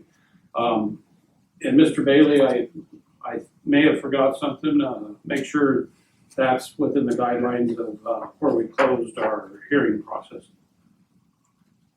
Yes, we left the record open for submission from both sides with set specific dates, and that is passed. And as at the end of that deadline, the record was closed. So today, this is just for discussion among the board and a decision. If any board member has a very specific question about the additional information that was brought in, and by that I mean something that is along the lines of, I didn't understand this sentence, or it seems like this was a contradiction, or is this a typo, something very specific like that, then you could ask one of the parties. However, I caution you about letting the parties talk at any length, because that could be interpreted as additional testimony, which is not allowed today. Thank you for that, Mr. Bailey. So for the record, this is a three remand that remanded back down to the Board of Commissioners. Additional information that we received. Darwin, you want to, from the time frame that had to come in through you to us, what we received, just let us know Yeah, what we received and what we have. yeah, from the last hearing till now, Mike Reeder did not submit any additional information. The email that we got from Obsidian's legal counsel has 3 attachments to it. There's a letter first to the board, and then there's attachment 1 and attachment 2. These were an email from Craig Foster and with a couple of attachments, as well as proposed findings for the board to consider. And that's all we received. All right, the record shows that. So I'd like to, for the board to go through this remand issue number 1. We've already had some discussion. Remand issue number 1 with information that came before us during the hearing process, and what I see is that has been addressed and that it does fit within the land use. And because of it does have the 2 different tracts of land, or 2 different pieces of land, Okay, so with the distance between. could I find the exact document that you're looking at right there, just because I wanted to have it in front of me. Okay, absolutely. Do. So which one? And that is the This one here is dated November 18th. okay. Yeah. Does that help you? Yep. But I clamped everything together. No, that's fine. As I was getting organized this morning and last night. Mine's all stapled together. Yep. Okay. So on the remand, going back to that remand on the bullet point number 1, there's been sufficient, in my view, sufficient evidence come forward that addresses to LUBA that this does meet criteria. And that will be written and presented whenever we send that back by Darwin to LUBA. Unless you guys see something different. I have a question. We're not taking any testimony. Well, it's a simple question. Can you move your mic over so we can hear you? Because I How about if I can't turn it on? hear you at all. I thought you was wanting to question about what I was talking about. Sorry, Mr. Warren. We Right on we the- all forget. So,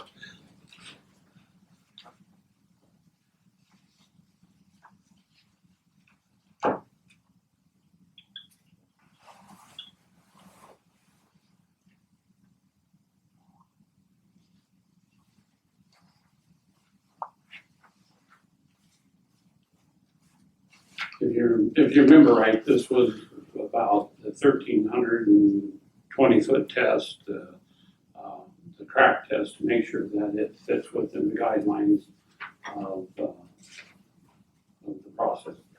And the testimony before and everything showed that it does. And I don't have it right in front of me, but we had the map. And oh, the map itself, yeah. Yeah. If you guys recall that. Yeah, that's, So as far as I'm concerned, unless you guys bring up other concerns, that has been met. And we'll articulate that through Darwin to LUBA. Darwin, do you see No, I agree. anything different? No, I agree. Okay. We've covered that one. I agree. Okay. Number 2, adopt findings. This is the one that there's quite a bit of discussion about. This was on the displacement of rodents and everything. There was asked for there to be more testimony or more time to be able to bring the information forward with that. I think it's the last couple pages in your packet. We have the letter from Mr. Foster, explaining right on down the impacts on displacement of rodents. And for me, I believe that it is articulated well, and it acknowledges that there is displacement. The impacts will be minimal, and that I believe that is sufficient to attack and take over. And just, so that letter will also be provided to LUBA as testimony that they're fulfilling. I believe that all the information that came in, written information, will also be provided as you respond to LUBA on the Yeah, 3 so remands. your decision can be reappealed to LUBA, but if not reappealed, the records has all the information in it that's been submitted. And so, you know, whatever decision you make is gonna be based on the evidence that's talked about during this review, specific to these 3 issues. was there additional, anything additional presented, other, on this subject other than Foss's letter and the study that was done? Not to my knowledge, it's just what you have in front of you is the letter from Boz and the testimony from the hearing. In the testimony? Well, I believe Craig Foster has the wildlife background to make this letter stand, and I believe it meets the remand issue number 2. Okay. Good to go forward. I'm good that the fact that Foz was actually a perfect person to look into this. Given the background of the ODF and W's position and stance on a lot of these things, they went through this, and Foz came from that background, has years of experience. Okay. I don't know of a better person or a better entity as a third party to come in and look at this. Honestly, and that coincides with what we had discussed early on, was that if mitigation couldn't be approved or couldn't be reached, or an agreement could be reached, that we ourselves would look at third party. And Foz was as good as most likely would have been our choice as well. Appreciate that very much. We're very fortunate to have a third party with years of experience working separately as the name of the company is Foster's Natural Resource Contracting, just for the record. Yes, correct, Foster Natural Resource Contracting. Okay, good with that going forward? That Yes. answers the questions on the impact of rodents and displacement of jackrabbits, so on, that's all been addressed through this. Okay. That takes us to the third bullet point. As you remember during the hearing, testimony was brought forward that the company and ODF&W and the Department of Land Conservation and Development has come to an agreement on mitigation, which will fulfill that question that we would ask us. Have that agreement? I don't think we've seen it. It was just based on testimony, correct? No, they submitted, it's a 112 page document. Oh, correct. I don't believe I have that in front of me, but I believe I did see it. Correct, no, I did see it, yes. Yes.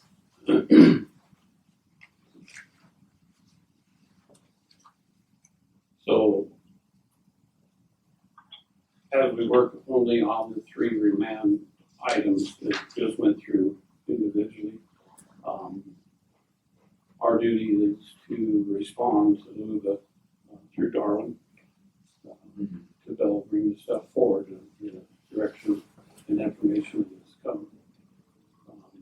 So, Mr. Bailey, the board on all 3 issues, the information that came forward to our views, it addresses everything that was remanded back to us. So the process, to make sure we follow the process, would be to direct Darwin to enter that into each one of those 3 different remands by the information we have and send it back to LUBA. Do we do that by a motion?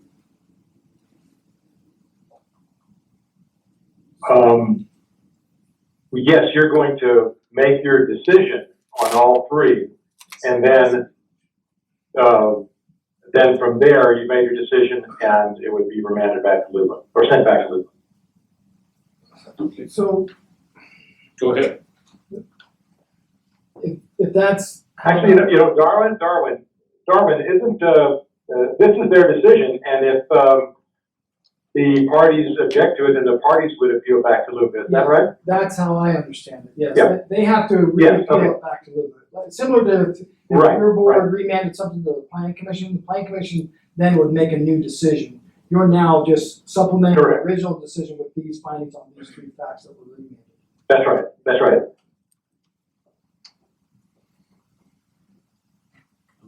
So to make that clear as mud, we make a decision, and then if the appellants want to appeal again, they have to appeal on these 3, whether we've met these 3. I'm gonna take a shot at this. We've already made the decision. We upheld, was remanded back to us on 3 items. So we've had testimony on that. We're going to send in those, the information we have and the reason are how we answer the remand back to us. If LUBA upholds or overturns our decision, it can, I would assume, could be appealed again. Am I correct on that? Because we've already. Well, okay, wait. No. Wait. Here's how it goes. Here's how it goes. You are going to make a decision, which you've already done, Yes. on all these 3 issues. If any of the parties feels you've made a mistake, then they will appeal your decision on that issue to LUBA. Okay, We're not responding to Luba directly, we're making No. a decision. Luba remands it for us to make a Because they decision. remanded it back to us for decision. So And that decision can be appealed, one, two, or three, you know, for 3 reasons. That's right. They don't have to appeal all 3, they can appeal just one of these 3. so the only, at this point, Correct. the only thing that's appealable are these 3 things. Right. Okay, Correct.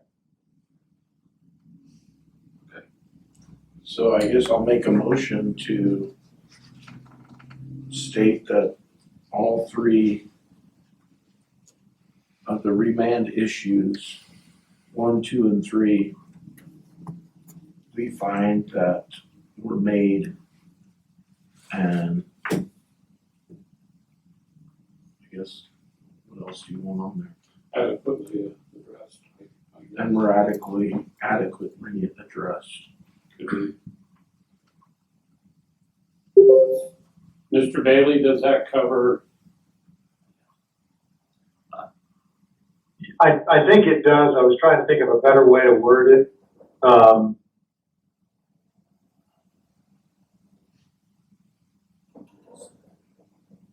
Can I jump in here? Absolutely. Normally, you know, Yeah. part of the reason this was remanded is because we didn't make adequate findings that address the appellant's opposition, right? And so, you know, the applicant in this case has proposed draft findings, we've heard that testimony, we see the agreement, we see the, Right. you know, The- item 1, It's not that these are we've separate addressed them, it's parcels. that most of these have actually been addressed by Yeah, the so applicant So, themselves. yeah, so we have, what we need to do is make sure you guys as a board adopt adequate findings. And making a motion to approve based on, you know, the testimony and information in the record is appropriate, but we also need to, you know, make sure we actually adopt adequate findings. So if we wanna use the appellants to some level, or not the appellants, sorry, but the applicants' proposed findings, we can do that, or any other findings that you want to. But that record then is the document that's appealable, so that will go out to all parties of interest, and you know, and then they'll have 21 days to appeal it from the date I mail it out. So, you know, you guys can vote to have us, prepare those findings and come back later, or you can adopt the findings that are already, you know, in the record as proposed by the applicant that address the concerns that have been raised already, so that in my opinion, they are adequate. You know, obviously they're coming from the appellant, but you've read it, they're in the record. It's just a matter of do you want to add to or take away from how that summarizes what's in the record and what's been addressed. So I guess I'll withdraw my first motion. And then make another motion to adopt the remands issued 1, 2, and 3 and accept them as stated in testimony. I will second the motion that the findings were adequate. So motion's been made and seconded to adopt the findings that were submitted. Further discussion? If we want to, Well, one of the things, you know, well, no.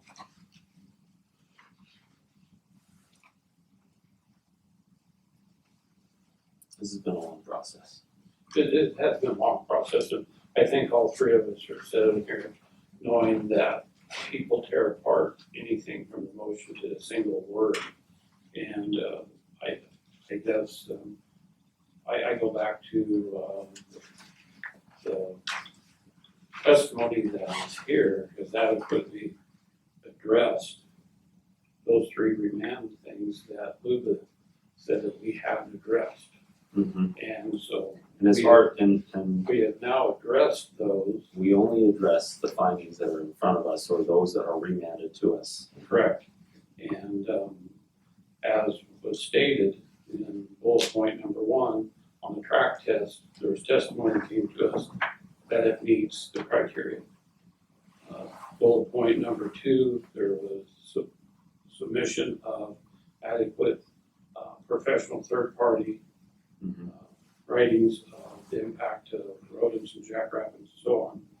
And then on number 3, there was testimony brought to us that an agreement had been made between the company and ODF&W and Department of Land Conservation for the mitigation. So all 3 of those have to show that in record that has been brought before us to answer those questions. So. And that they've been addressed. They've been addressed inadequately. But at this point, anything else outside of those 3 issues don't come into play. On this decision. No, correct. And just a point of order, what you're, the remand was of an approved, solar project, these 2 projects, we consolidated these 2 hearings. So your approval now is still approving that prior decision with these 3 remanded issues being addressed. Yes. And being met now by the record. So I just wanted to point out that, you are reapproving the original decisions to approve these 2 projects. Yeah, it's 2 projects. 2 projects that have been. Does the motion need to state 2 different projects for clarification? Good question. There's. I think we should do that just so it's clear. Yep, so the CUP, I don't have that numbers in front of me. Apologize. 19027 CUP and 19-028 CUP. So I would ask if Commissioner Albertson would like to amend his motion to include both of those numbers. So, yes, I would, but since we're discussing, We're still in discussion. do remand issues 1, 2, and 3 apply to both projects? Yes. Okay, so what is the numbers again? Sorry. 19-027 CUP and 19-028 CUP. 027 and 028. Okay, so to amend this properly, I make a motion to accept the remand issues 1, 2, and 3 given to us by Luba.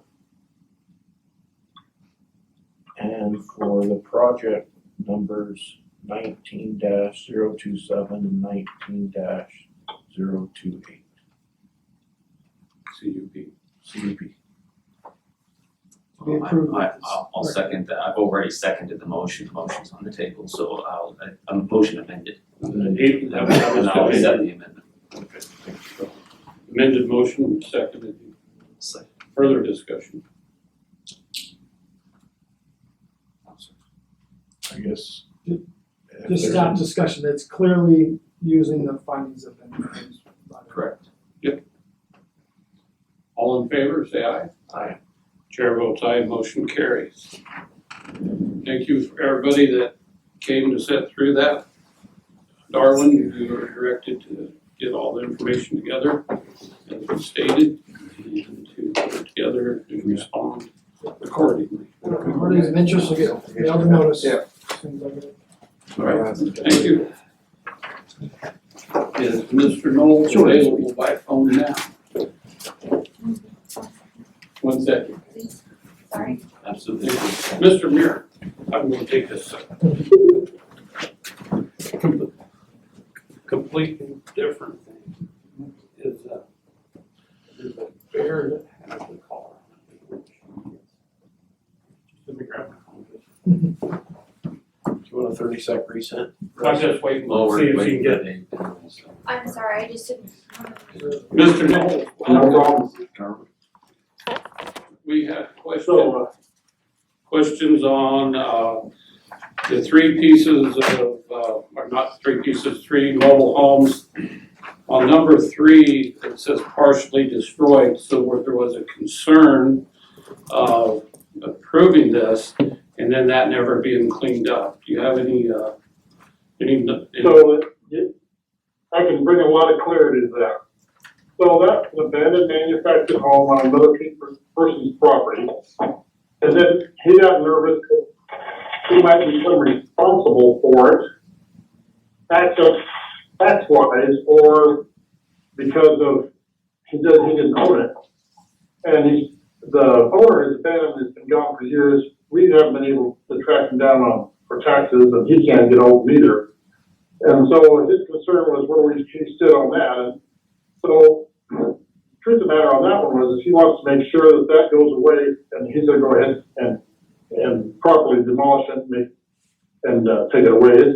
It's been moved off its foundation and built for a domain or residence, but he wants to crush it and clean it up and make it go away. But he was concerned that he might be, by taking that action without coming into our office and finding out what the proper procedure was, he's afraid he might be stuck with that tax obligation on it because it was personal property on his land.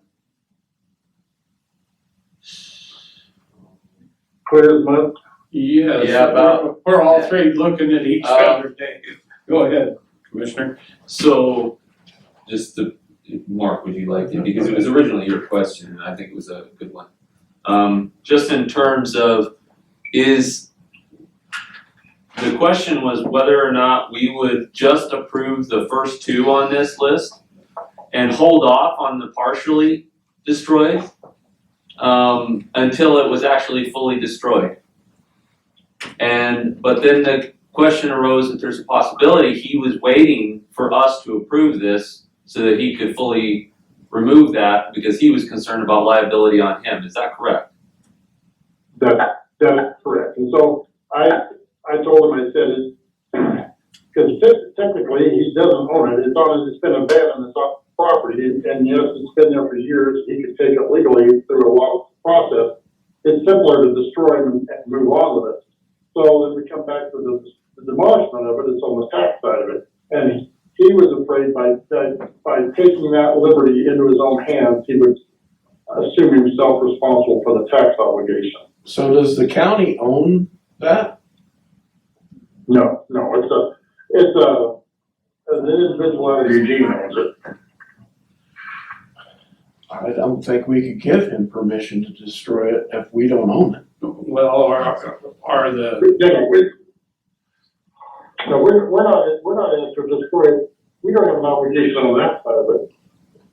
What we're doing is, it's kind of like we're going to get the cart of the horse on this one. He started to destroy it, and then he decided that he didn't want to have such an obligation or lien on his property for the taxes for this home that he didn't even own. And so I said, this would probably be the cleanest way to go, is have the tax written off. We would like to destroy it in the next 30 days. So that's where that's at. So Mr. Knowles, this is Brad. I'm struggling with, you have not been able to get a hold of the owner of this mobile home. It's an abandoned one on somebody else's property. And by us forgiving the taxes, that still doesn't give the owner ownership unless they go through a process. So I guess that's what makes me a little bit uneasy. There hasn't been a request from the landowner or from the property owner because these are titled and licensed generally. Okay. So this is an old home, not through Morris or not through cut. And it was illegally placed there. So Dave, we can't It's a paper trail to start out with. We can't quite make out what you're saying there. Hang on. We're getting a little bit of feedback, sorry. That's all right. Just maybe slow down a little bit and go back, and maybe that would help. So this home was illegally placed to begin with. So there was no permitting process, there was no lowest number. And so our office, when we run onto them, we value them and put them on the tax roll. So now, down the river, I've been trying to contact this guy. I've heard from relatives and friends that this guy's passed away, but I couldn't find a death certificate filed anywhere. But he's a count. And don't always have to file an county where he passes away at, so so this thing has got going back probably 15 years and has very low value, total, was $250 off the top of my head.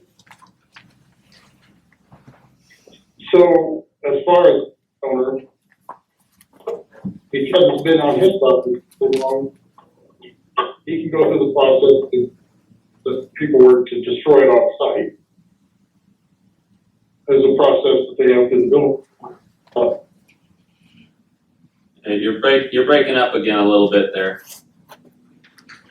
Yeah, I love this phone system. He can apply for a demolishment application through the building department to demolish it.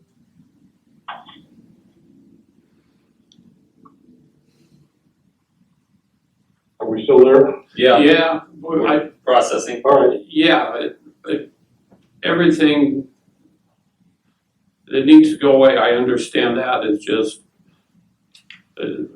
we're sort of talking two different things here. If it's on a piece of property that a guy wants to dismantle and take it away, but he technically doesn't have ownership or obligation of the $251, correct?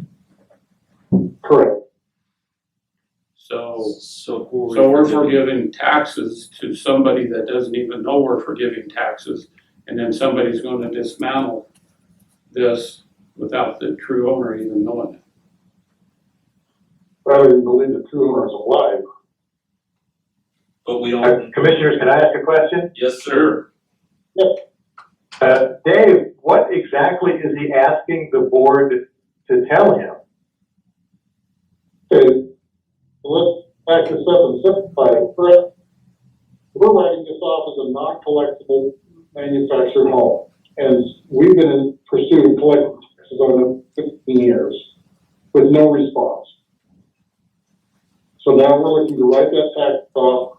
This started, he moved it from where it's located, afraid he was going to just, and then got cold feet, was afraid that by him dismantling it, he would do it and be responsible for the tax.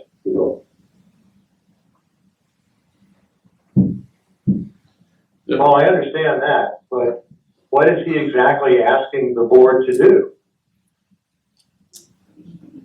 He's not asking anything. I'm asking to have the assessor's office to write up the whole debt. Okay, well, okay, then, commissioners, I think the only thing that's before you is you have a request from the assessor to write off the taxes on this property. You can make that decision based on the history of our failure to get anything out of it. And as far as the person who wants to obtain the property or demolish it or anything like that, we don't make any decision there. We just make a decision regarding the property as we might if it was just deserted, abandoned property and we just figured we'd move on. All right. Okay.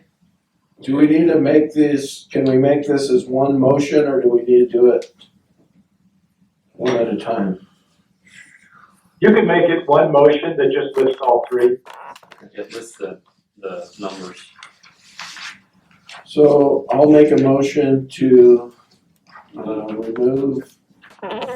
So I think it's a two-part process. We have an order and a petition. But the petition's already been signed, so are we ratifying that, or do we just vote on ours and there is additional evidence? That was my question.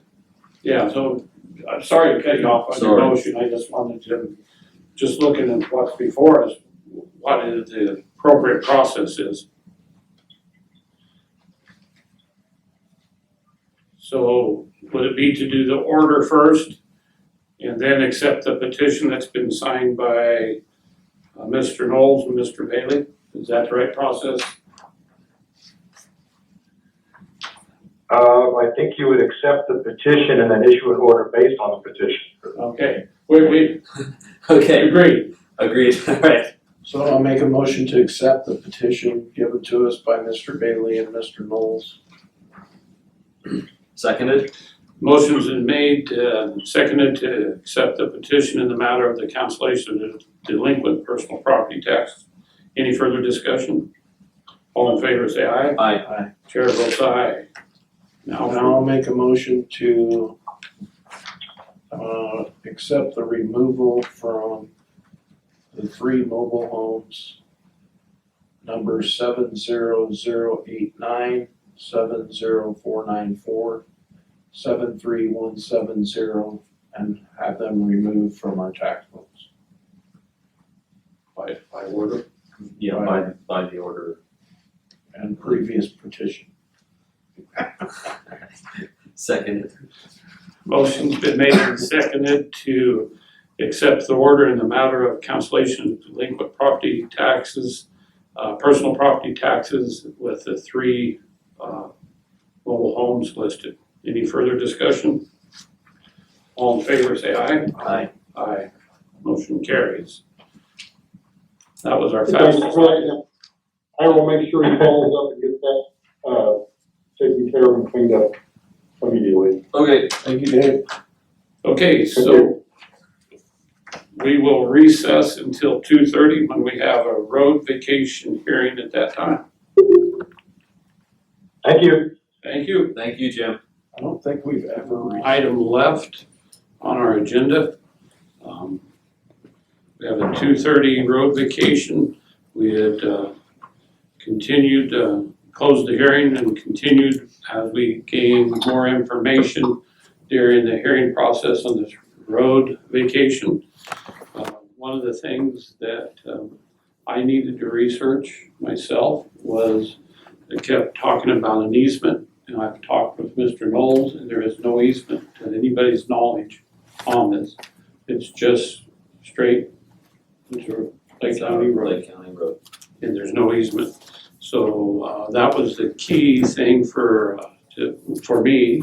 Hang on. I don't know what. Kevin, are you on the line? Hello, can you hear me? We can, welcome.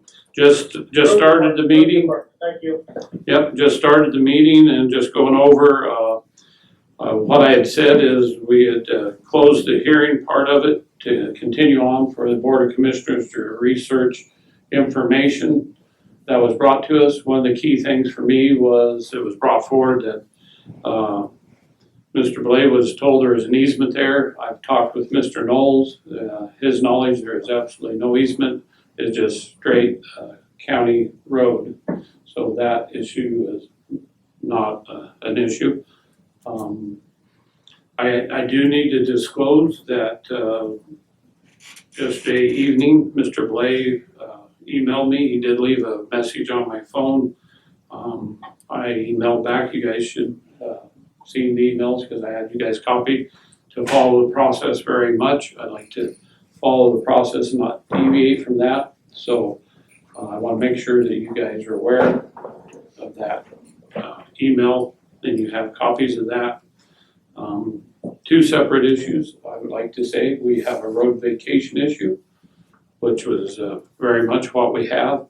And then there's a bridge issue that is a related issue, but it is not a road vacation issue, as Commissioner Albertson very well articulated last meeting.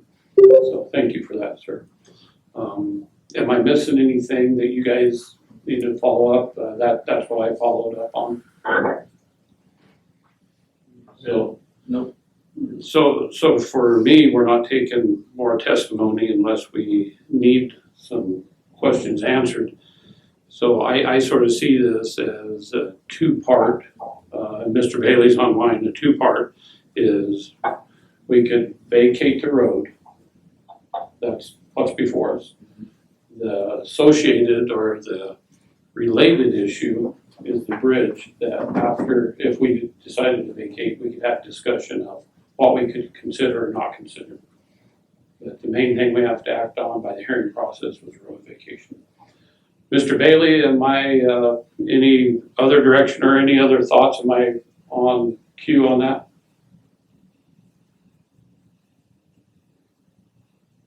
I don't. And the crowd goes wild. No, I don't hear Jim on there. Is Jim here?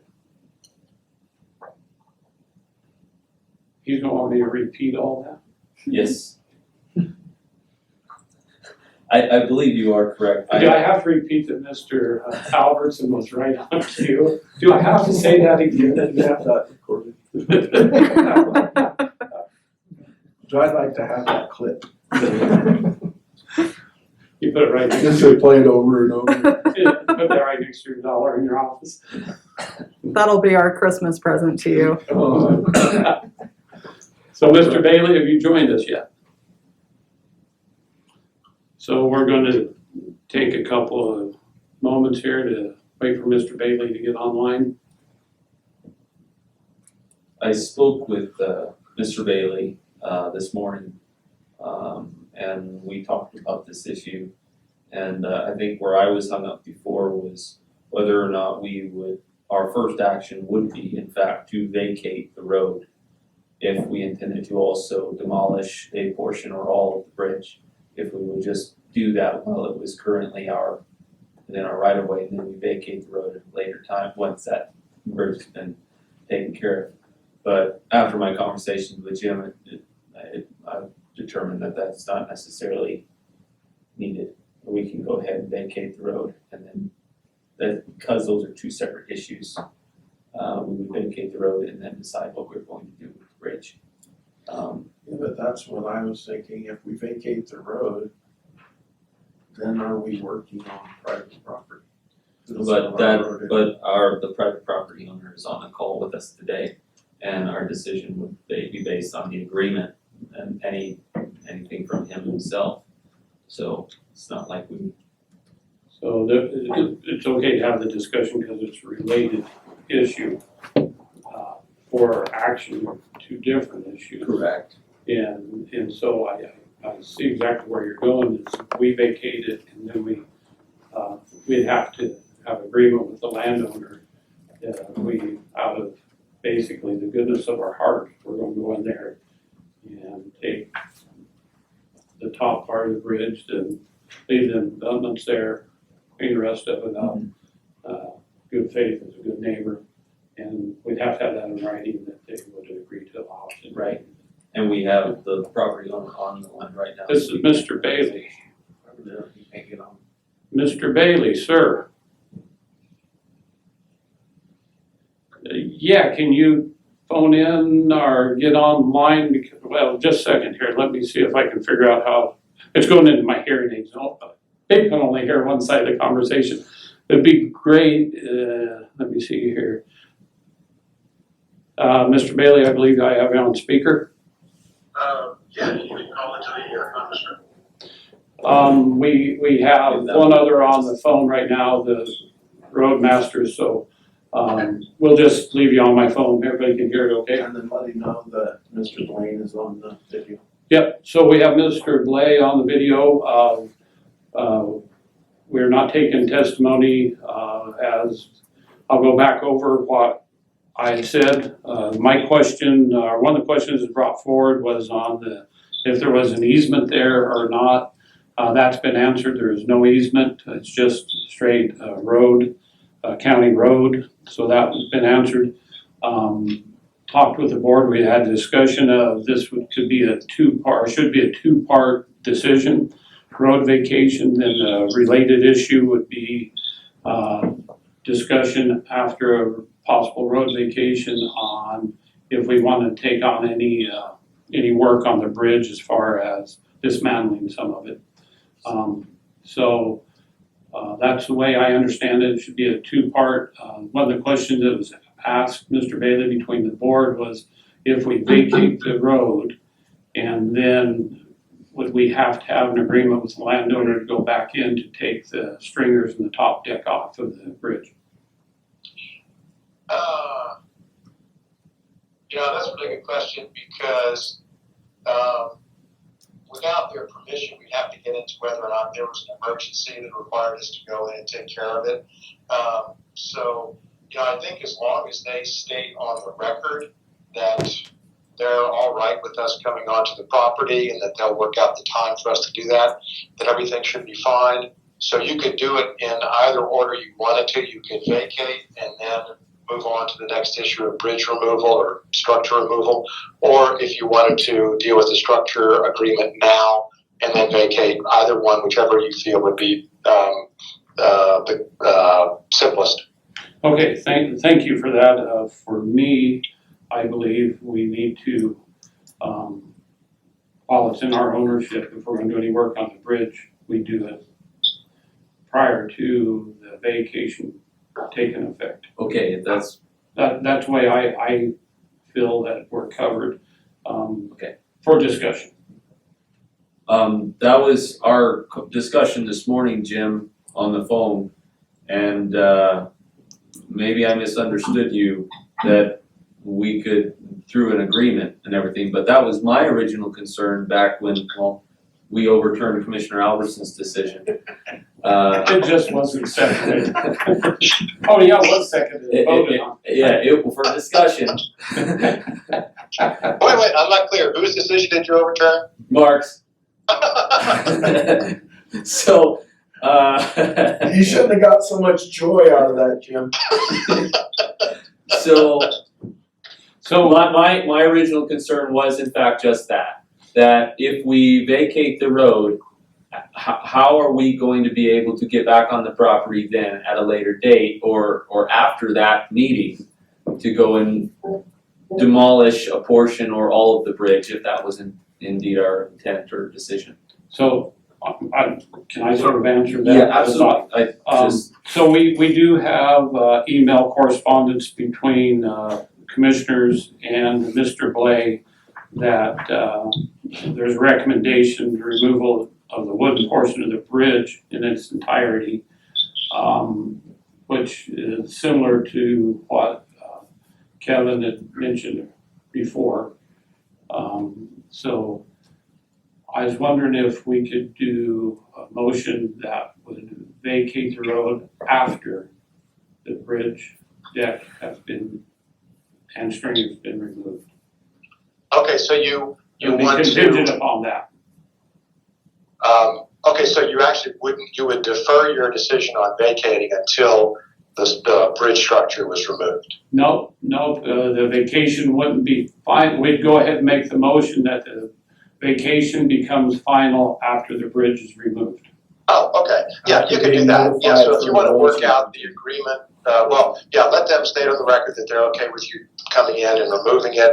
I mean, you don't really have to do that, but yeah, you're going to do that. That's the understanding, and you go ahead and remove it, and then as soon as you get the report back from the roadmaster that everything's been removed, then you would just note in a meeting, I think, for the record, that as of such and such date, the vacation took effect. Very good. So I am going to ask you, Mr. Blake, can you hear us? Yeah, yes, I can, but I have to struggle a bit to hear Okay. the attorney on the phone. Okay, so in your response last night to the Board of Commissioners, leads us to believe that you would accept that bridge with all wood structure being removed, the abutments left in the condition they are. That is something that, it's not something we're obligated to do, that we can consider, and your email leads us to believe that you would like to see that done. Well, and that is at the urging of Darrell Anderson, who stated that just removing the decking would not suffice to lifting and potentially holding the beams below, since the beams are so rotted. And so his recommendation was to remove the entire wood portion and then leaving the concrete abutments. At which time he also stated that there had to be caution in removing the beams so that there was not a load imposed on the concrete abutments.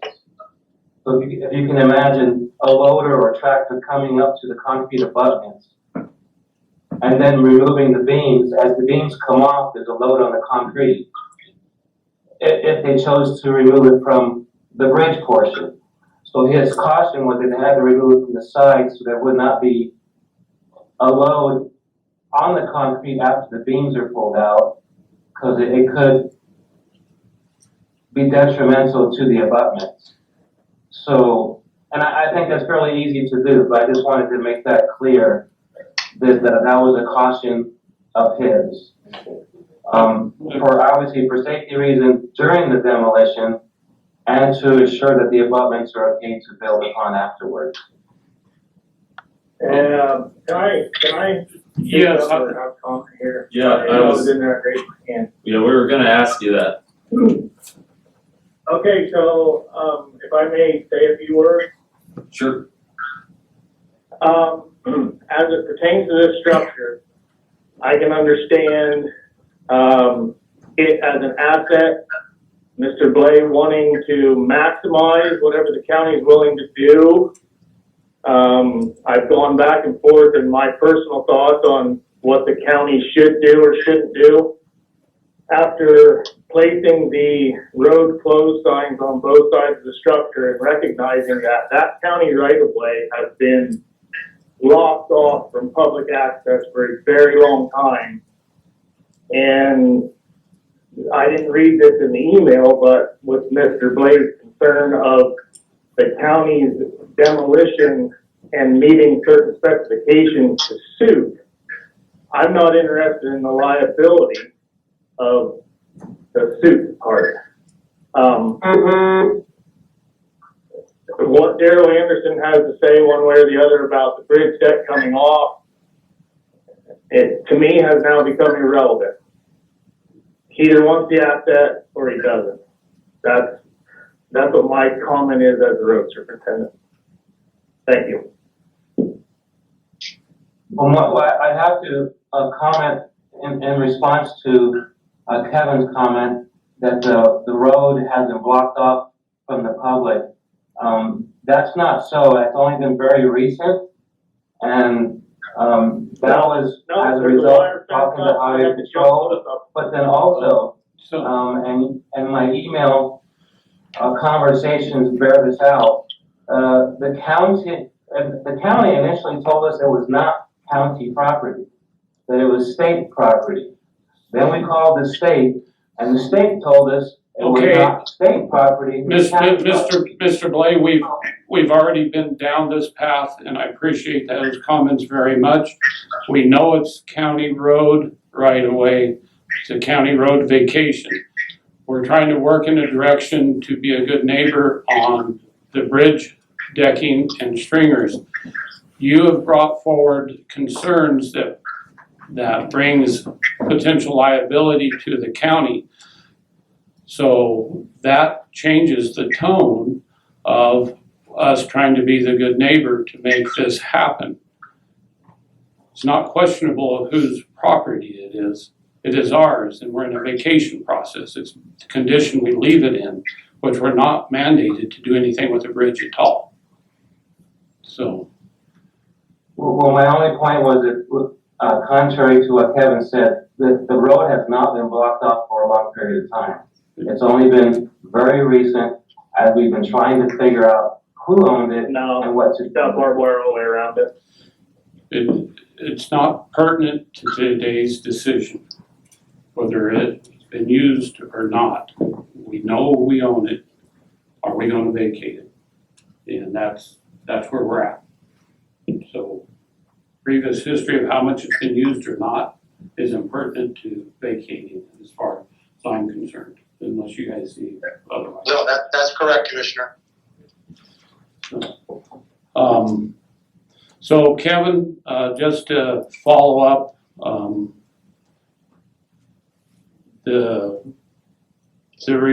if the Board of Commissioners decided to consider removing the stringers and the decking, I believe it was misconstrued in our previous hearing about just the top. It was I thought was all of it.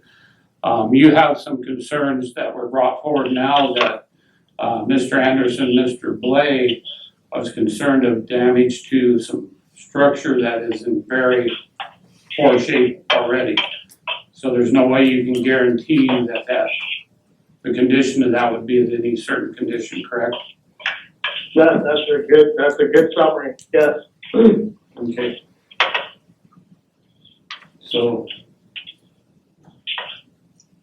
So it goes back to my original motion that Correct. we vacate the property and leave the bridge as is. I think we've went above and beyond to try to please Mr. Blay, and he keeps throwing stipulations in there. I'm not going for it, and so it's his. Do with it as you may. so I hear Commissioner Albertson very loud and clear, and have to say that he's making a very good point because of the goalposts keep changing on us every time we try to take care of this issue. Mr. Bailey, if we vacate as is, where is, no other work done, we're okay, we don't take on any liabilities, even though it's been brought forward of the bridge being in inferior condition. Well, there actually is no bridge there, right? Nothing goes across the river. So there's not really a bridge in place, is that right? No, there is a bridge in place that has not been kept to a standard and is out of compliance for any use at all. Okay, and we built that bridge. The state built that bridge many years ago, and we inherited it whenever the state realigned the highway, and the county took on that part of the road into our system. Okay, no, the only thing you'd have to worry about in the future is whether or not the structure there fell into the waterway and created either a drainage or some sort of flow problem. And then you'd address it at that time. So your responsibility here is pretty small and contingent on conditions that may arrive in the future. If the landowner would like you to do something to remove it, then I think it should just be allowed without any conditions. That would be the simplest thing. And then you go and you take it out and everybody's happy. So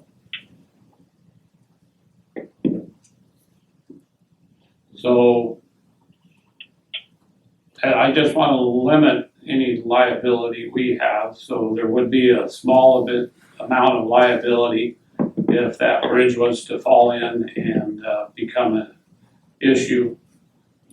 Well, it's not so much liability as it is, it would create a condition that the county may have to rectify. It's also possible that if it's the waterway, I don't know how large the stream is, if it's considered navigable, then it would be a state issue. But if it's not navigable, then you probably would create a local drainage problem that would be something the county would have to address just whenever they address something. For example, it creates a problem and the road nearby is being undermined by that. If that's a state road, then you don't have any problem. If there's anything else, then maybe so. But no, I don't see that the county has any exposure here in terms of liability. Just that in the future, you may be called upon to address a flooding condition or the conditions that lead to flooding. But I can't say for sure without a little bit more research on who exactly owns what there.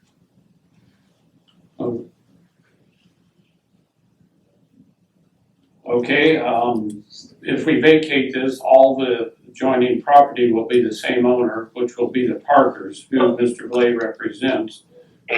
They could obstruct the waterway and back it up to a state highway. And that sounds like that would be a state issue to deal with the blocked waterway. All right. Now, I mean, I'll just say this in terms of Mr. Parker, it's to his advantage to tell the county, hey, come in and take care of this, no conditions, no preconditions, nothing like that, because it could be a mess for him in the future. So anything added to it is not in his interest. Okay. Other questions? I think we need to allow Mr. Blay to respond. If he wants to take away those conditions, we'll go tear it out. If he doesn't, we'll leave it as is. Mr. Blay, did you hear that? I was having great difficulty hearing, Mr. Bailey on the phone. Okay, so, basically, we can vacate the road as is, leave the bridge there, and we have, we don't have any, liability that way. Is basically what was said. Mr. Albertson giving you an opportunity to consider us taking the wood structure part of that out with no conditions upon that. If there's any damage or anything, we are not held responsible for any of the cement and maintenance. Are you interested in that at all? Give me a second. 1 minute.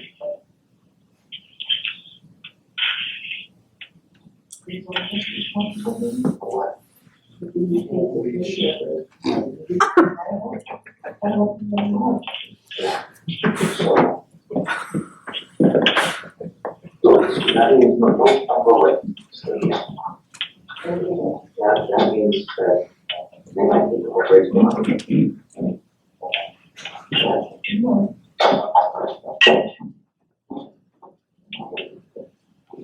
So our intent from the beginning was to work with the county to come up with a solution that benefited both parties. That is still our intent today. That's been our intent for 2 years when we first started negotiating and talking to both the road department and Dave Knowles at the assessor's office. When I spoke to him last night, when I spoke to Kevin Hawk as well the other night, we still feel that way. As we look at the condition today, and especially after talking to Daryl Anderson, who obviously is the expert that we have to take into consideration. The bridge is in deplorable condition. His recommendation was to remove the wood, all the wood, and leaving the concrete abutments exposed. Even as an asset, concrete abutments, we cannot use them completely because there's already a portion of it that has collapsed into the bridge due to the county's non-maintenance of the bridge. So we, in discussing this with Mr. Anderson, came up with a conclusion that we could rebuild a portion of the bridge and repair the abutments so that we can have a fraction of what was there before, which we're happy with. That was only predicated on being able to repair the concrete abutments. That is per Daryl Anderson. His concern was that during demo, that the abutments, especially as the beams come off, the abutments are not compromising any condition, which he felt was a pretty easy thing to do by pulling the beams out from the sides of the bridge instead of having equipment on top of the bridge. So from our point of view, if Mr. Anderson's recommendations can be adhered to, which did not seem to be something difficult to do, and if Mr. Anderson then could be there afterward and say everything's fine, then we're okay to move forward. And accepting the liability for the abutments based on the expert. He's the engineer. We have to go based on his recommendation. And throughout this entire process, we're doing all we can to keep things there. And frankly, removing the abutments is quite an expense. So hey, why make the county do that if we can reuse even a portion of it and make things work? So, Mr. Blade, with that in mind, so are you saying that you're willing to accept the bridge as is? The bridge, the wooden portions of the bridge being removed in a manner that does not compromise the concrete abutments as stated by Daryl Anderson. Okay, so but you're free to follow any recommendation from Daryl Anderson. As a landowner and a property owner, his recommendations to you, I think you probably should follow the engineer's advice. But we're asking you today is whether or not you're willing to accept the bridge as is to make that process easier for you, because basically there are two options on the table. We remove the bridge in its entirety and vacate the road, or we leave the bridge and you accept it as is, and we just vacate the road. We've kind of, because what you're telling us, you're giving us as the third option here, is to remove the wood and to accept additional liabilities if there is any damage of any kind to the concrete abutments. And we're not going to accept that additional liability. The last few days, I have made several phone calls to Darwin Johnson, to Kevin Hawk, and to Dave Knowles, trying to find out who I needed to talk to regarding this matter. You're talking That's to why the phone call went to Bill Winters, because we wanted to find out what was on the table. I was told throughout this week that what was on the table was that the county was going to remove the decking or remove the entire bridge. Well, in our mind, based on what we were told this week, why have the county remove the concrete abutment and take on that extra expense if we can work with that? Then that would be to your benefit and to our benefit. So we've only been working to a conclusion based on what we've been told. And unfortunately, we did not receive any phone calls to give us any further clarification that you had stated just now. But no one told us that what was on the table was only those two options that you just mentioned until this very second. I mentioned it last time we met. Mr. Blake, this is Dave Knowles, and we spoke yesterday, and what you're saying is not true. And I told you on the phone. Hold on just a second, Mr. Bailey, could you mute? You're coming through with your typing and other things. I don't know how to, let me see, sorry. Thank you, sir. Go ahead, Mr. Knowles. So, in this conversation, you kept asking me for what they were going to do, and I said, I cannot speak for the commissioners, but I said, what I hear is on the table is to vacate as is, period, or to possibly remove the lid. And that's what I told you yesterday, and that's not changed today, but you're acting like it's a whole new conversation. And No, that's I'm not not. true. Remove the lid is correct, that's what I said, but that's not what was just mentioned. So, I'm gonna bring us back. This is Commissioner Winters, I'm gonna bring it in. To remove just the lid. I'm gonna bring it back to Come up at the same time. Mr. Blay. With all due respect, we're getting down into the weeds. We're trying to find a way to have been the good neighbor. We have a road vacation in front of us. The goalposts have moved at least twice during our conversations here. You've engaged with an engineer that's given you advice that we are not going to follow that engineer's recommendation that we can remove that without damaging it. So that pretty much limits our options because if you did not take the options that we gave you. So. Well, we were directed by the county to go to that engineer to have him do the inspection. So. We did not go to the county, we did not go to the engineer on our own volition. The county directed us to go to Darrell Anderson. okay. So it's a county road and our road official is one that takes care of our roads. And so. You can follow the email trail that I sent previously. We understand that, sir. We understand that. So. My motion stands. I make a motion that we vacate the road and leave the bridge as is. So we have a motion on the table. Motion's been made and seconded to vacate the road as is, leave it as is. Further discussion. We're not gonna take the liability for that bridge collapsing.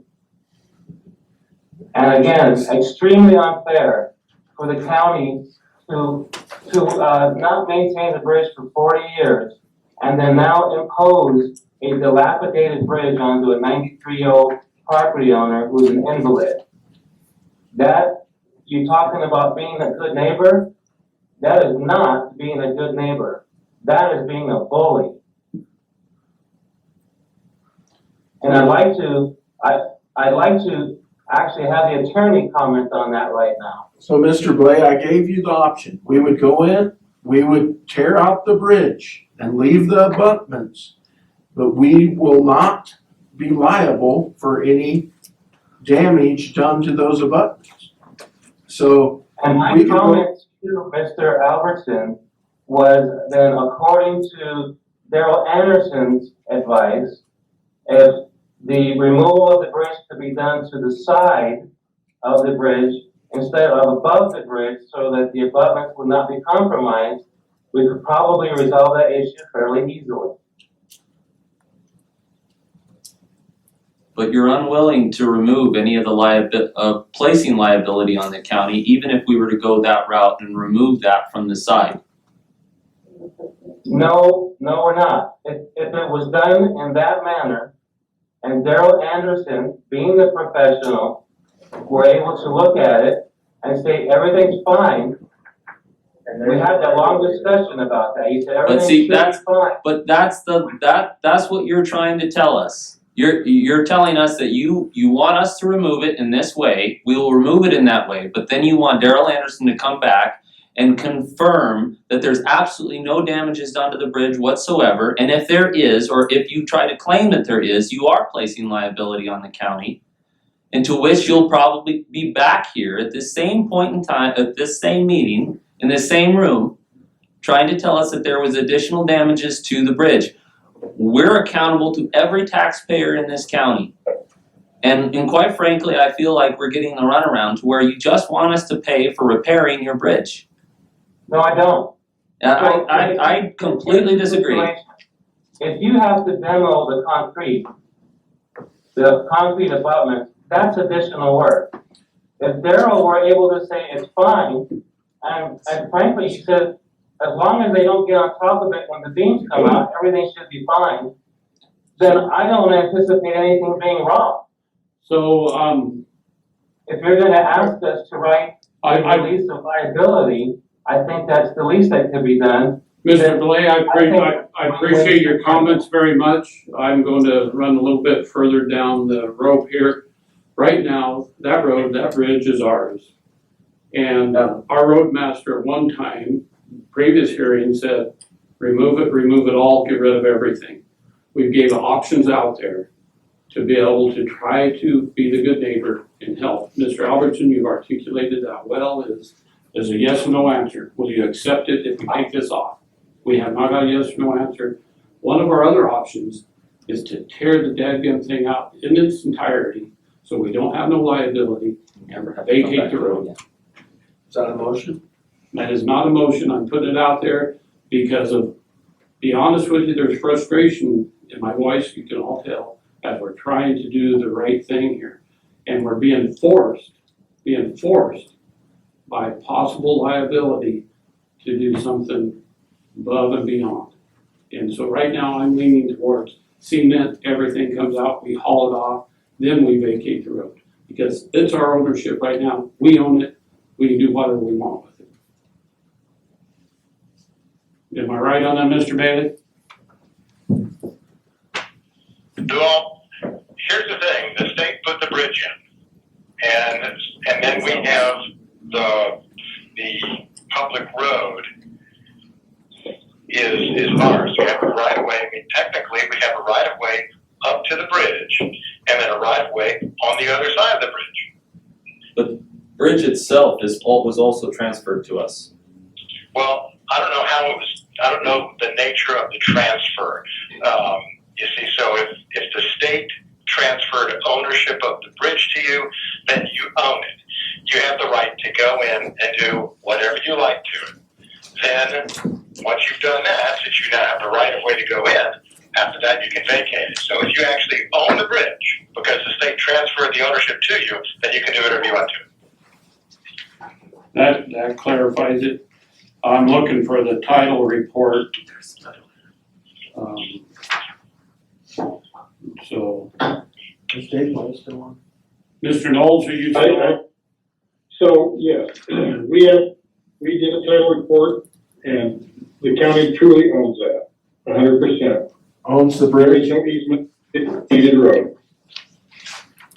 Okay, So I'm gonna nullify my first motion. And I'll make a second motion. We go in, take everything out, including the concrete, and vacate the road as soon as that's done. so we will not act on the vacation today. We will continue that vacation process as we're doing work on the road. Once we have been notified by the road superintendent that the bridge is no longer there. But if you, Second? I will second that motion. Sorry. Sorry. We had a motion on the table, we had to have a second. Is there any discussion? Further discussion. Sorry. No, Apologies, it's, Commissioner. it's fine. I thought this was gonna be the easiest one today, and it's. just as staff, once you have confirmation, you guys, I mean, I can have the order ready, just signed. I mean, you can make the determination now as according to that motion and not have to bring it back into a meeting. I mean, it can be done now. That is true, that is correct. So as soon as we